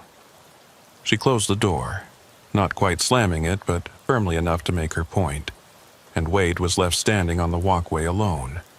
He looked at the office window and saw Elvira back at her desk, writing in that ledger again, her head bent over the pages. What was she writing? Guest information, or something else? Wade decided to take a different route back to his room. Instead of retracing his steps along the walkway, he cut across the parking lot using the storm as cover, moving between the few parked vehicles. His truck was still there, untouched, water streaming down its sides. The dark sedan was there too, and as Wade passed it, he tried the door handle, found it locked, and peered through the rain-streaked windows, The interior was empty, except for a road atlas on the passenger seat and what looked like a duffel bag in the back. Nothing unusual. Nothing that would tell him who Russell Creed really was or why he was here. Wade continued around the L-shaped building, counting the room numbers as he went. Room 1, Room 2, Room 3, all dark, all silent. Room 4 had a light on, visible through a gap in the curtains, and Wade moved closer, trying to see inside without being too obvious about it. Through the gap, he could see a man sitting on the edge of a bed, hunched over with his head in his hands. The man was wearing a plaid shirt and jeans, and his hair was dark and unkempt. Russell Creed, Wade assumed, though he couldn't be certain from this angle. Wade was about to move on when the man looked up, and for just a moment their eyes met through the window. Russell Creed's face was gaunt, almost skeletal, with hollow cheeks and dark circles under his eyes that made him look like he hadn't slept in weeks. But it was the expression on his face that made Wade's breath catch in his throat. Pure terror. Absolute, soul-deep fear. The kind of expression you saw on people who'd witnessed something so horrible their minds couldn't process it. Russell Creed mouthed something, his lips moving in an exaggerated way so Wade could read them through the glass. "Get out, now, before she comes back." Before Wade could respond, before he could knock on the window or try to communicate back, the light in room 4 went out, just clicked off, plunging the room into darkness, and Wade could no longer see Russell Creed or anything else inside. He stood there in the rain for a moment, his heart pounding, trying to decide what to do. Should he knock on the door? Try to force his way inside and talk to Russell face to face? Or should he take the man's advice and get the hell out of the Desert Rose while he still could? Wade chose a middle path. He would check the rest of the motel, see if there were any other guests, any other vehicles, anything that would help him understand what was happening here. Then he would make his decision about whether to stay or go. He continued his circuit around the building, past room 5, which was dark, past room 6, which was also dark, until he reached room 7, his own room. The door was still closed, the way he'd left it, but Wade could have sworn he saw movement through the window, a shadow passing in front of the curtains. Wade froze, his hand moving instinctively to his pocket where he kept a folding knife. He always carried it when he was on the road, more as a tool than a weapon, but right now he was glad to have it. Someone was in his room. Either they'd picked the lock or they'd used a master key, but someone had gotten inside while Wade was out investigating, and now they were in there doing God knows what. Wade approached the door slowly, quietly, trying not to make any sound that would alert whoever was inside. He pressed his ear against the wood and listened. There were footsteps inside the room, slow and deliberate, moving from the bed area toward the bathroom. Wade heard the bathroom door open and close, heard water running in the sink, and then silence. Whoever was in there, they were taking their time, not rushing, acting like they had every right to be in Wade's room. Wade unlocked the door as quietly as he could and pushed it open fast, stepping inside with his knife already out and open, ready to defend himself if necessary. The room was empty. The bathroom door was open, the light was off, and there was no sign that anyone had been there. But Wade could smell something, a scent that hadn't been in the room before. Perfume, old-fashioned and heavy, the kind his grandmother used to wear. And there, on the nightstand beside the lamp, was something that definitely hadn't been there when Wade left. A photograph in a tarnished silver frame. Wade picked up the photograph, his hands trembling slightly. It showed a group of people standing in front of the Desert Rose Motel, maybe 15 or 20 of them, all dressed in clothing from what looked like the 1950s or early 1960s. The women wore dresses with full skirts and the men wore suits with thin ties, and they were all smiling at the camera like they were at some kind of celebration. In the center of the group stood a younger version of Elvira Dunn, her hair dark instead of gray, her face unlined and beautiful. She was holding hands with a man who must have been her husband, and they both looked radiantly happy. But it was the other people in the photograph that made Wade's blood run cold. Because standing just behind Elvira, slightly out of focus but still clearly visible, was Russell Creed. He was wearing the same plaid shirt Wade had just seen him in through the window of room 4, and he had the same gaunt, terrified expression on his face. And scattered throughout the group, mixed in among the smiling people in their vintage clothes, were other figures who looked wrong somehow, out of place, their faces slightly blurred like they'd moved while the camera shutter was open. Wade set the photograph back down on the nightstand and took a step back. This didn't make sense. If the photograph was from the 1950s or 1960s, then Russell Creed would have to be in his 70s or 80s by now, not the middle-aged man Wade had seen through the window. Unless the photograph wasn't as old as it looked, unless it had been staged, dressed up to look vintage. But why would anyone do that? What possible reason could there be? Wade heard footsteps outside again, multiple sets this time, moving along the walkway in formation like soldiers marching. He went to the window and looked out, and what he saw made him question his own sanity. There were people on the walkway, at least a dozen of them, all dressed in clothing from different eras. Some wore styles from the 1950s, others from the 1970s or 1980s, and a few wore modern clothes like jeans and t-shirts. They were walking in a line, one behind the other, their movements synchronized and mechanical, like puppets being controlled by the same strings. At the front of the line was Elvira Dunn, and she was no longer wearing the cardigan sweater she'd had on in the office. Now she was dressed in a white gown that looked like something from a much earlier era, maybe the 1920s or 1930s, long and flowing and decorated with intricate embroidery. Her hair was down, hanging loose around her shoulders, and in the light from the storm Wade could see that it wasn't gray anymore.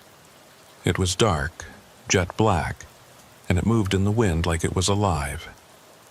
The line of people walked past Wade's window, none of them looking in his direction, all of them staring straight ahead with blank, emotionless faces. Wade recognized Russell Creed among them, walking near the end of the line, his lips still moving in that same desperate plea. "Get out! Get out! Get out!" Wade backed away from the window, his mind racing.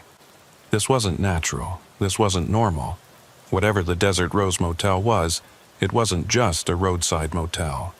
It was something else, something wrong, something that existed outside the normal rules of reality. And Wade was trapped here until the storm passed, trapped with Elvira and Russell Creed and all these other people who shouldn't exist, who couldn't exist. He needed to leave. Right now. Storm or no storm, visibility or no visibility, Wade needed to get in his truck and drive away from this place as fast as he could. He grabbed his overnight bag, threw his few belongings into it, and moved toward the door. But before he could open it, before he could step out onto the walkway, he heard Elvira's voice. Not from outside, but from inside the room, speaking directly into his ear, even though he could see she wasn't there. "You can't leave yet, Mr. Coltrane. The storm hasn't passed. You're not ready to leave. None of them were ready when they tried to leave. That's why they're still here. That's why they'll always be here." Wade spun around, looking for the source of the voice, but the room was empty. Just him and the bed and the photograph on the nightstand. He grabbed the photograph and looked at it again, and this time he noticed something he'd missed before. In the background of the image, parked in what looked like the exact same spot where Wade had parked his truck, was an 18-wheeler. It was an old-style rig, the kind that hadn't been manufactured since the 1970s, but it was unmistakably a commercial truck. And standing beside it, visible through the truck's windshield, was a man who looked exactly like Wade. No, not exactly like Wade, but similar enough to be his father, or his grandfather. Someone from his family, someone who'd been a trucker, someone who'd stopped at the Desert Rose Motel on Highway 666 and never left. Wade's hands were shaking so badly he almost dropped the photograph. He set it down carefully on the nightstand and backed toward the door, his breath coming in short gasps. This was impossible. This was insane. But it was happening, it was real, and Wade needed to accept that if he was going to have any chance of surviving. The door burst open before Wade could reach it, and Russell Creed stumbled inside, his clothes soaked through with rain, his eyes wild. He grabbed Wade by the shoulders, his fingers digging in painfully, and pulled him close. "You have to listen to me," Russell gasped. "I know you think I'm crazy, I know I sound insane, but I've been here for 3 years. 3 years, Wade. I stopped one night during a storm, just like you did, and I've been trying to leave ever since. Every morning, I get in my car, I start the engine, I drive toward the highway, and every time I end up back here. The road just loops around, no matter which direction I go, and I always end up back at the Desert Rose." Wade tried to pull away, but Russell's grip was iron. "That's impossible. Roads don't work like that. There has to be a way out." "There is a way out," Russell said, his voice dropping to a whisper. "But you have to leave before sunrise. Once the sun comes up, once morning breaks, the spell or curse or whatever the hell this is becomes permanent. You become part of the motel, part of Elvira's collection. All these people you saw walking on the walkway, they all made the same mistake. They all stayed until morning, and now they can't leave. They're bound here, trapped, walking the same paths over and over for eternity." "How do you know this?" Wade demanded. "How do you know any of this is true?" "Because I've watched it happen." Russell released Wade and stumbled backward, his hands going to his head. "I've watched new guests arrive, watched them check in, watched them stay the night. And in the morning, they're different. They're hollow. They join the procession, walking with Elvira and the others, and they never leave. But I haven't stayed until morning yet. I've always managed to stay awake, always managed to fight the pull. That's why I can still talk to you, still warn you, because I haven't given in yet." Wade looked at Russell, at the exhaustion in his eyes, at the way his whole body was shaking. The man was clearly at the end of his rope, barely holding on, and Wade realized that Russell was telling the truth. He really had been here for 3 years, really had been fighting to stay awake night after night, resisting whatever force was trying to claim him. "What about you?" Wade asked. "Why don't you leave now, with me? We'll both get out of here." Russell laughed, a bitter, broken sound. "I told you, I've tried. Every day I try. But I can't do it alone. I need someone else, someone new, someone who isn't bound yet. You have to leave, Wade. You have to get in your truck and drive away, and you have to do it before sunrise. Don't look back. Don't stop. Just drive until you're miles away from here, and maybe, just maybe, you'll break free. What happens to you if I leave?" Russell's expression crumbled. "I don't know. Maybe I become like them? Maybe I join the procession, or maybe I just fade away, cease to exist. But either way, it's better than this. Better than being trapped in this endless loop, watching people arrive and never leave, knowing that eventually I'll give in and join them." Wade wanted to argue, wanted to say he wouldn't leave Russell behind, but he knew there wasn't time. The storm was still raging outside, but it would pass eventually, and when it did, morning would come. Wade had maybe 4 or 5 hours at most. He needed to go now, while he still could. "I'm sorry," Wade said. and he meant it. "I'm sorry I can't help you." "You can help me," Russell said quietly. "You can leave. You can prove that it's possible. That's all I need to know, that someone made it out." Wade grabbed his overnight bag, took one last look at the photograph on the nightstand, and headed for the door. Russell didn't try to stop him, didn't say anything else, just stood in the middle of the room with his shoulders slumped and his eyes closed, looking like a man who'd already given up. Wade wanted to say something, wanted to offer some words of comfort or hope, but there was nothing to say. So he just left, stepping out onto the walkway and into the storm. The wind hit him immediately, stronger than before, nearly knocking him off his feet. Wade leaned into it and pushed forward, moving toward the parking lot where his truck waited. The line of people was still there, still walking in their synchronized procession, and as Wade passed them he could see their faces more clearly. They were all blank, expressionless, like mannequins that had been given the ability to walk, but not to think or feel. And at the front of the line, leading them, was Elvira. She turned her head as Wade passed, those pale eyes locking onto his, and she smiled. "You won't make it, Mr. Coltrane," she called out, her voice somehow audible over the storm. "The road won't let you go. It never does. You'll drive and drive and drive, and you'll end up right back here. They all do. In the end, everyone comes home to the desert rose." Wade didn't respond. He just ran, splashing through puddles, his boots slipping on the wet gravel, until he reached his truck. He threw his overnight bag into the cab, climbed in after it, and slammed the door shut. His hands were shaking so badly it took him 3 tries to get the key into the ignition. But finally the engine roared to life, the sound loud and powerful and reassuringly normal. Wade put the truck in gear and pulled out of the parking lot, his headlights cutting through the rain and illuminating the highway ahead. He didn't look in his mirrors, didn't look back at the Desert Rose Motel, just focused on the road and on getting as far away as possible. The storm was still heavy, visibility was terrible, but Wade didn't care. He'd rather risk flipping the truck in the wind than stay another minute at that cursed place.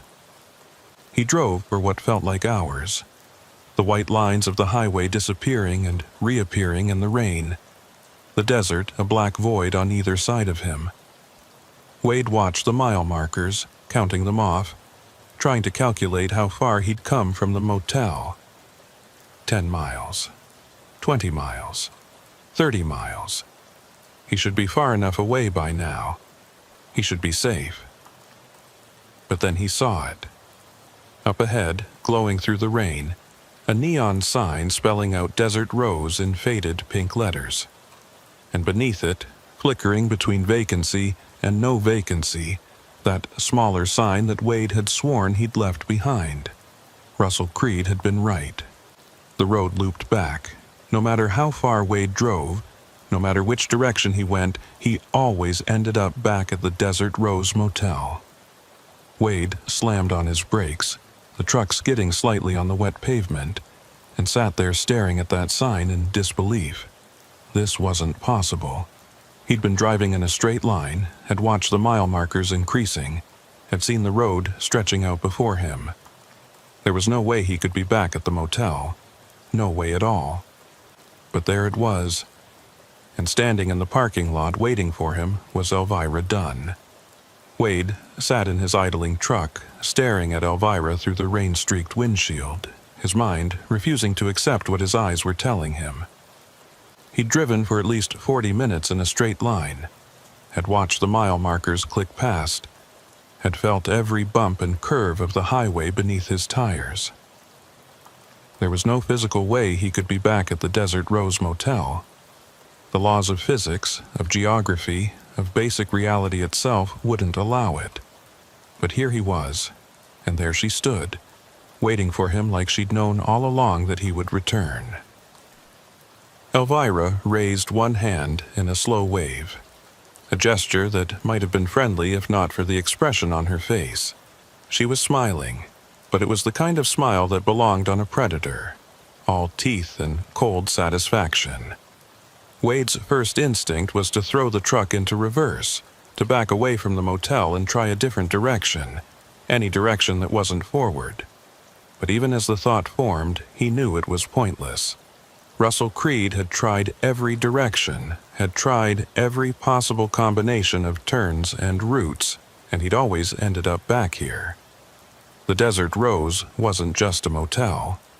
It was a trap, and the trap had closed around Wade the moment he'd pulled into the parking lot. Wade killed the engine and climbed down from the cab. There was no point in wasting fuel, no point in pretending he had anywhere else to go. The rain was still coming down hard, and lightning split the sky overhead, illuminating Elvira's white gown so that for a moment she looked like a ghost, ethereal and otherworldly. Wade walked toward her slowly, his boots squelching in the mud that had formed where gravel should have been, and stopped about 10 feet away. "How?" Wade asked, his voice barely audible over the storm. "How does the road loop back? How is this possible?" Elvira tilted her head, studying him with those pale, colorless eyes. "Does it matter? You're here. You'll always be here. Fighting it only makes things harder, Mr. Coltrane. Acceptance is so much easier." "I don't accept this," Wade said, his hands clenching into fists at his sides. "I don't accept any of this. I'm a trucker. I drive trucks. I deliver loads and I go home and I see my family. That's my life. That's reality, not this, not whatever twisted nightmare you've created here." "Created?" Elvira laughed, a sound like wind chimes made of bone. "I didn't create anything, Mr. Coltrane. The Desert Rose has always been here, long before I arrived, long before my husband bought this property in 1952 and thought he could make something of it. This place, this stretch of Highway 6666, it exists in the spaces between. It's a crossroads, a junction point where different roads and different times all converge. And once you stop here, once you accept its hospitality, you become part of it, part of the pattern." Wade took a step back, his mind racing. Different times converging.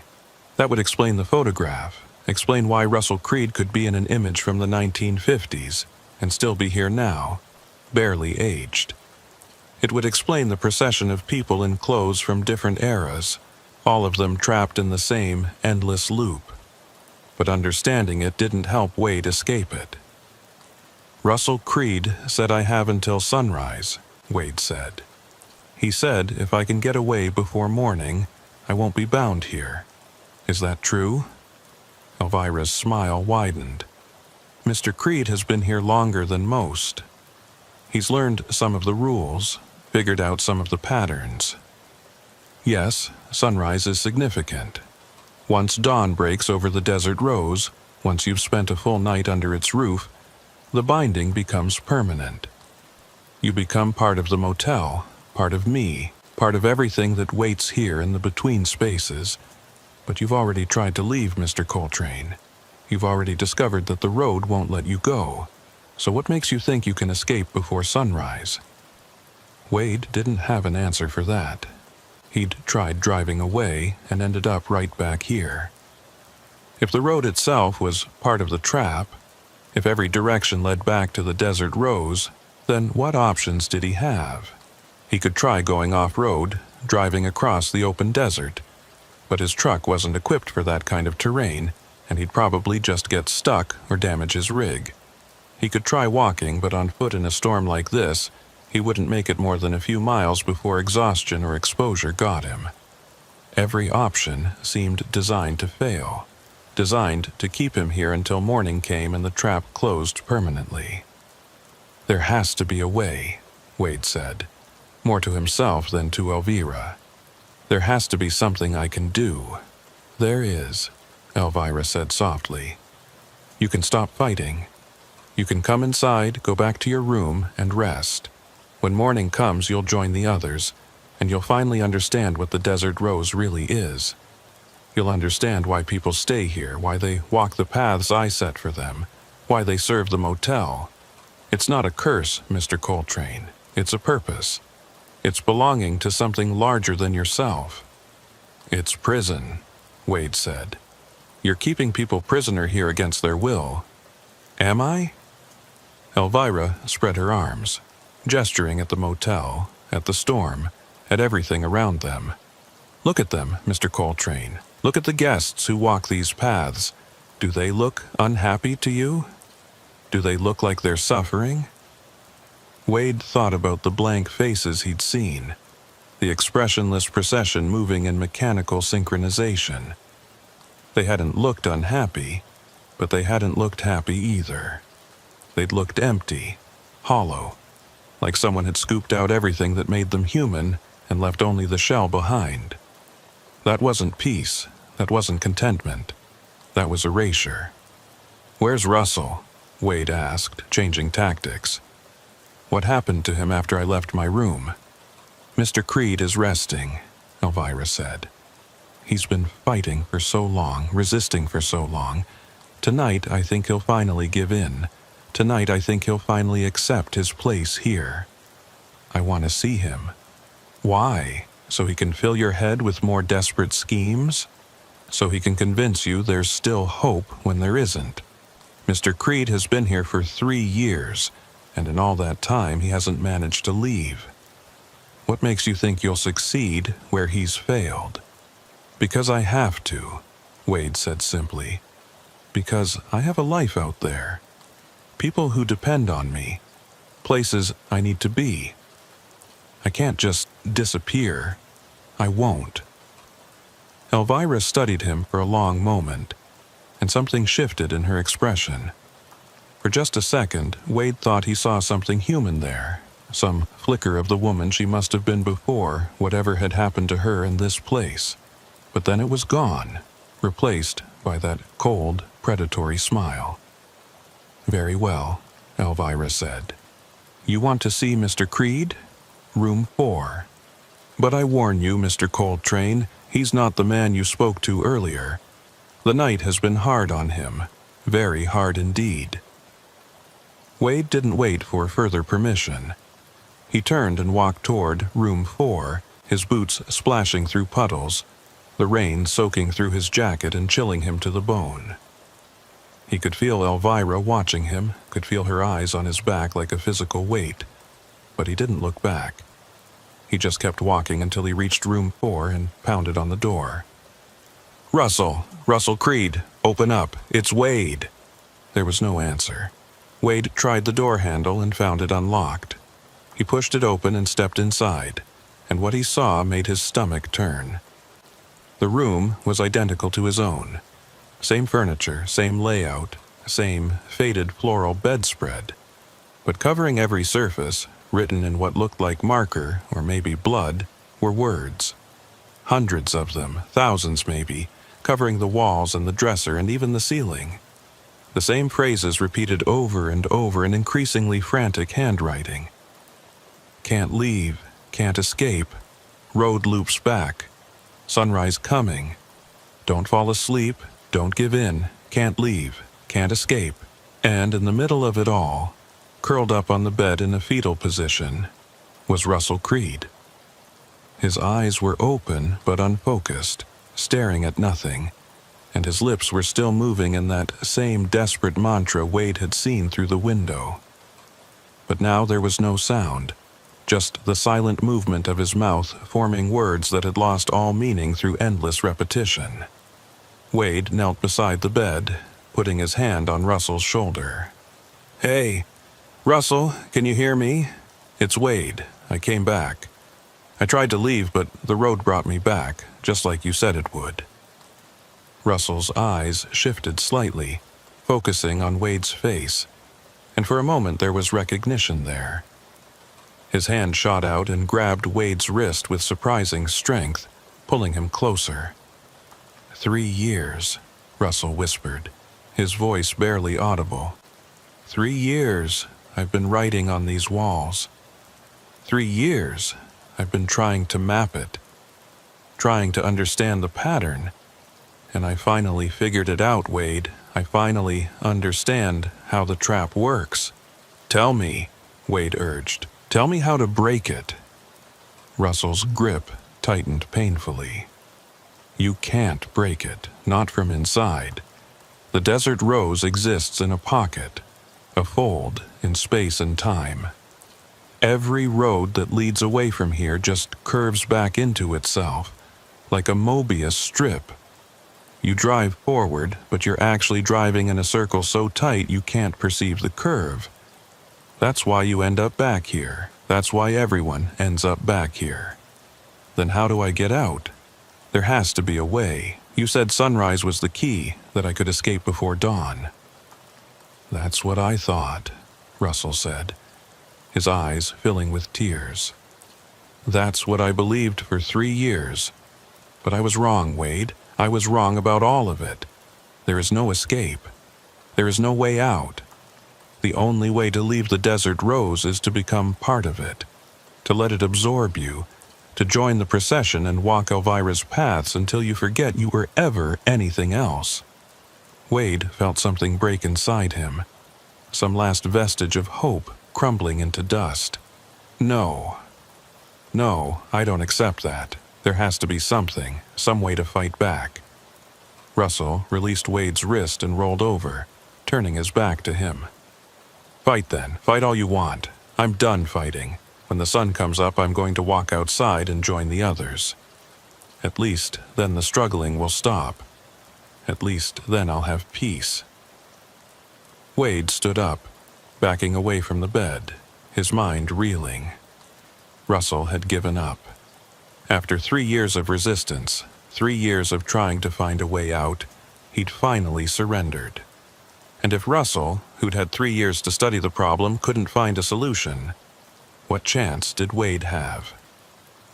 Wade left room 4 and stood on the walkway, the rain pouring down around him, the thunder rolling across the desert like artillery fire. He checked his watch. It was almost 3 in the morning, which meant he had maybe 3 hours until sunrise. 3 hours to find a way out of a trap that had held Russell Creed for 3 years and had held God knows how many other travelers before him. Wade walked back toward his truck, his mind working furiously. Russell had said the desert rose existed in a pocket, a fold in space and time. That meant it wasn't part of the normal world, wasn't subject to normal physical laws. The road looped back because the space itself was bent, curved in on itself like a trap. But if that was true, if the desert rose existed outside normal reality, then maybe the rules that governed it were different too. Maybe there were ways to manipulate the space, to find weaknesses in the fold. Wade climbed into his truck and sat in the driver's seat, thinking. He was a trucker, not a physicist, but he'd been driving long enough to understand roads, to understand how traffic patterns worked, how routes connected to each other. And if the desert rose was a junction point, a place where different roads and different times converged, then maybe there were multiple entry points, multiple ways in. And if there were multiple ways in, logic suggested there should be multiple ways out. Wade started the engine and pulled out of the parking lot, heading back toward the highway. But this time, he didn't just drive straight. This time he paid attention to every detail of the road, every mile marker, every slight variation in the pavement. And that's when he noticed something he'd missed before. The mile markers weren't increasing in a normal sequence. They went 247, 248, 249, and then jumped to 246, then back to 248, then to 250. The numbers were out of order, shuffled and mixed, like someone had taken a deck of cards and scattered them randomly. Wade realized what this meant. The road wasn't just looping back in space. It was looping back in time as well, folding different moments into each other so that past and present and future all existed simultaneously. That's why the photograph showed people from different eras. That's why Russell Creed could be in an image from the 1950s. The desert rose existed at all times at once, a fixed point where time had become tangled and knotted like a ball of string. But if time was tangled here, if different moments were overlapping, then maybe Wade could use that. Maybe he could find a moment when the trap hadn't closed yet. A version of the road that led somewhere other than back to the desert rose. He just needed to figure out how to navigate between the moments, how to jump from one timeline to another. Wade drove slowly, watching the mile markers change in their nonsensical sequence, trying to find a pattern. 247, 248, 246, 249, 247, 250, 248. There had to be logic to it. Some underlying structure that would tell him which markers corresponded to which moments in time. And then he saw it. The markers that decreased were older, represented earlier times, while the markers that increased were newer. And if he could string together a sequence that only increased, that only moved forward in time, he might be able to break out of the loop. Wade started making mental notes. When the marker changed from 248 to 249, he took note of exactly how fast he was going, exactly what the road looked like, exactly where the lightning was flashing in the sky. When it jumped to 250, he did the same. And slowly, painfully, he began to piece together the pattern. The road that led forward in time appeared when his speed was above 45 miles per hour, when the rain was heaviest, when the lightning was most frequent. It was the road that existed during the storm, during the chaos, during the moment when reality was most unstable. Wade pressed down on the accelerator, pushing his speed up past 50, past 60, watching the mile markers flash by. 249, 250, 251, 252. They were increasing now, moving forward, and Wade felt a surge of hope. He was doing it. He was following the path that led out of the temporal loop, the version of Highway 606 that existed in a single coherent timeline. But then he saw the lights behind him. Two headlights, bright and steady, gaining on him fast. Wade looked in his side mirror and his blood ran cold. It was the procession. All of them, dozens of vehicles from different eras, all driving in formation, all chasing him. At the front was a 1950s sedan, and behind it a 1970s pickup truck, and behind that a modern SUV. And leading them all, visible through the rain-streaked windshield of the sedan, was Elvira Dunn. The vehicles were matching his speed effortlessly, staying right on his bumper no matter how fast he went. Wade pushed the accelerator to the floor, his truck roaring as it reached 70 miles per hour. Far too fast for these conditions. But he didn't care. He just needed to stay ahead. Needed to keep following the forward-moving mile markers until he broke free of the Desert Rose's influence. His CB radio crackled to life, even though Wade hadn't turned it on. Elvira's voice came through, distorted by static but still clear enough to understand. "You can't outrun us, Mr. Coltrane. We're part of the road itself. We exist in all times simultaneously. There is no version of Highway 606 that doesn't include the Desert Rose. There is no escape."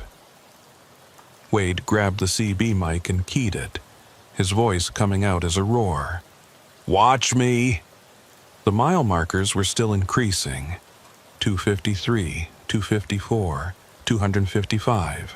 Wade was getting farther from the motel with each passing second, and the vehicles behind him weren't getting any closer. Maybe Elvira was wrong. Maybe there was a version of the road that existed beyond her reach. Maybe if Wade could just keep going fast enough, far enough, he could break free. The storm was reaching its peak now, the wind so strong it was pushing Wade's truck toward the shoulder. The rain so heavy his wipers couldn't keep up. Lightning struck somewhere close by, so close Wade could smell the ozone, and for just a moment the entire desert was illuminated in stark white light. And in that light, Wade saw something ahead that made his heart sink. The road ended. just stopped, like someone had cut it off with a knife. Beyond the pavement there was nothing, just empty space, a void that seemed to swallow light and sound and everything else. Wade was driving toward the edge of reality itself, toward a place where the road simply ceased to exist. And if he went over that edge, if he drove into that void, he didn't know what would happen. Maybe he'd die. Maybe he'd fall forever. Or maybe he'd end up right back at the Desert Rose, having accomplished nothing but proving Elvira right. Wade slammed on his brakes, his truck skidding on the wet pavement, tires screaming in protest. The rig fishtailed wildly, the trailer swinging out to the side, and for a horrible moment Wade thought he was going to jackknife or flip or go over the edge despite his efforts. But somehow, through a combination of skill and desperate luck, he managed to bring the truck to a stop about 20 feet from where the road ended. Wade sat there gasping for breath, his hands locked on the steering wheel, staring at that impossible edge. He'd been so focused on moving forward, on following the increasing mile markers, that he hadn't considered where the road might lead. And now he was trapped between the void ahead and the procession behind, with nowhere left to go. The vehicles pulled up behind him and stopped, forming a semicircle that blocked any retreat. Doors opened and figures stepped out, all of them moving in that same synchronized mechanical way. They walked toward Wade's truck slowly, inevitably, and Wade knew that this was it. This was the end. He'd tried to escape, had come closer than Russell Creed ever had, but ultimately the trap was too perfect, too complete. There was no way out of the Desert Rose Motel. Elvira walked up to the driver's side door and looked up at Wade through the window. Her expression was triumphant but also sad, like a parent disappointed in a child who'd misbehaved. "You tried, Mr. Coltrane, I'll give you that. You tried harder than most. But now you've seen what lies beyond the roads, what exists at the edges of the fold. There is no escape. There is only acceptance. Come down from your truck. Come join us. Let me show you what peace really means." Wade looked at the edge of the road, at that void that seemed to call to him with a voice he could feel in his bones. He thought about Russell Creed, about how he'd given up after 3 years of fighting, about how he was going to join the procession when morning came. Wade thought about his own family, about the life he'd left behind, about everything he'd lose if he stepped down from this truck and let Elvira claim him. And then Wade had an idea, a desperate, insane idea that probably wouldn't work, but was the only option he had left. If the Desert Rose existed in a fold in space and time, if it was a pocket dimension held together by some kind of binding force, then what would happen if Wade disrupted that binding? What would happen if he damaged the structure of the fold itself? The void at the edge of the road wasn't nothing. It was the boundary where the Desert Rose's influence ended, where the pocket dimension gave way to normal reality. And if Wade could somehow bridge that gap, if he could force a connection between the folded space and the normal world beyond, he might be able to break the loop entirely. Wade looked at his truck, at the 80,000 pounds of steel and cargo he was hauling. It was a weapon, if he chose to use it that way, a battering ram that could smash through almost anything if he built up enough speed and momentum. And if he aimed it at that edge, if he drove straight toward that void at full speed, the impact might be enough to tear open the fold, to create a rupture that would allow him to escape. Of course, it might also kill him. Probably would kill him. But Wade was out of options, and dying in a crash seemed preferable to spending eternity as one of Elvira's hollow puppets, walking the same paths forever in mindless obedience. Wade started the engine, which had died when he'd hit the brakes. Elvira heard it and her expression changed, understanding dawning in those pale eyes. "Don't," she said, her voice sharp with alarm. "Don't do what you're thinking. You'll destroy everything. You'll collapse the fold and everyone inside it will be lost. All the travelers who found refuge here, all the people who've been given purpose, They'll all cease to exist. Good, Wade said, and threw the truck into reverse. He backed up as far as he could, giving himself maximum distance for acceleration, then shifted into drive and pressed the accelerator to the floor. The truck surged forward, building speed rapidly, and the figures scattered to get out of his way. Elvira was screaming something, her voice lost in the roar of the engine and the howl of the storm. But Wade wasn't listening anymore. He was focused entirely on that edge, on that void, on the moment of impact that would either kill him or set him free. The truck hit the edge doing 70 miles per hour, and everything exploded. There was a sound like reality itself tearing, a flash of light so bright it burned even through Wade's closed eyelids, and a sensation of falling, tumbling, spinning through space and time. Wade felt the truck come apart around him, felt the cab separate from the trailer, felt himself being thrown forward, even though his seatbelt was locked tight. He felt impact after impact, metal crumpling and glass shattering, and through it all he could hear Elvira screaming, her voice echoing across dimensions. And then silence. Complete, absolute silence. Wade opened his eyes and found himself lying on his back on hard pavement, staring up at a sky that was beginning to lighten with the first hints of dawn. The storm was gone. The desert rose was gone. The void was gone. He was lying on Highway 666, the normal Highway 666, with nothing around him but empty desert and the scattered wreckage of his truck.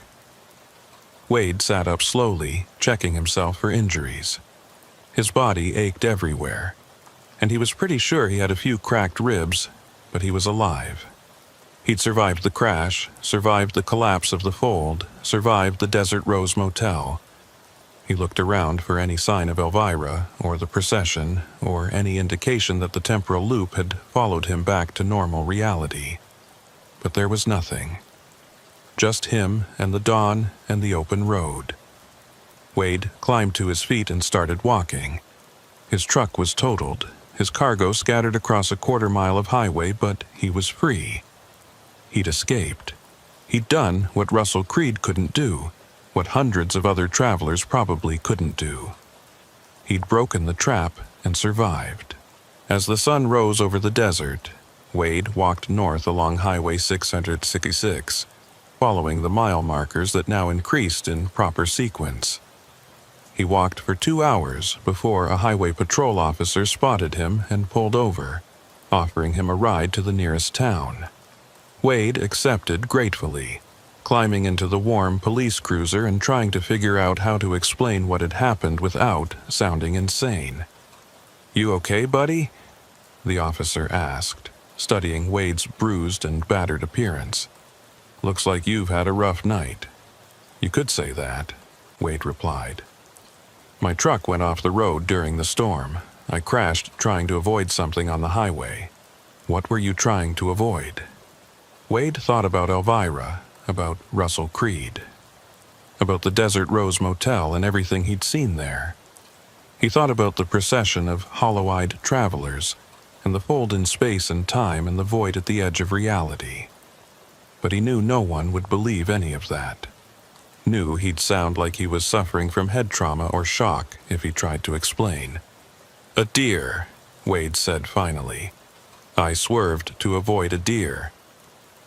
The officer nodded, apparently satisfied with this explanation, and drove Wade to a truck stop in Holbrook, where he could call his company and arrange for someone to come pick him up. While he waited, Wade bought coffee and sat in a booth by the window, watching other truckers come and go, living their normal lives on normal roads with normal destinations. Wade knew he'd never drive Highway 666 again. He'd find different routes, take longer paths, do whatever it took to avoid that stretch of road between Holbrook and the Arizona border. Because even though he'd escaped the Desert Rose, even though he'd collapsed the fold and freed himself from the loop, Wade couldn't shake the feeling that somewhere out there, in some pocket dimension that still existed in the spaces between, Elvira Dunn was waiting for him to make a mistake, to let his guard down, to stop at the wrong place at the wrong time and give her another chance to claim him. And Wade thought about Russell Creed, about whether he'd been freed when the fold collapsed or if he'd been erased along with the Desert Rose.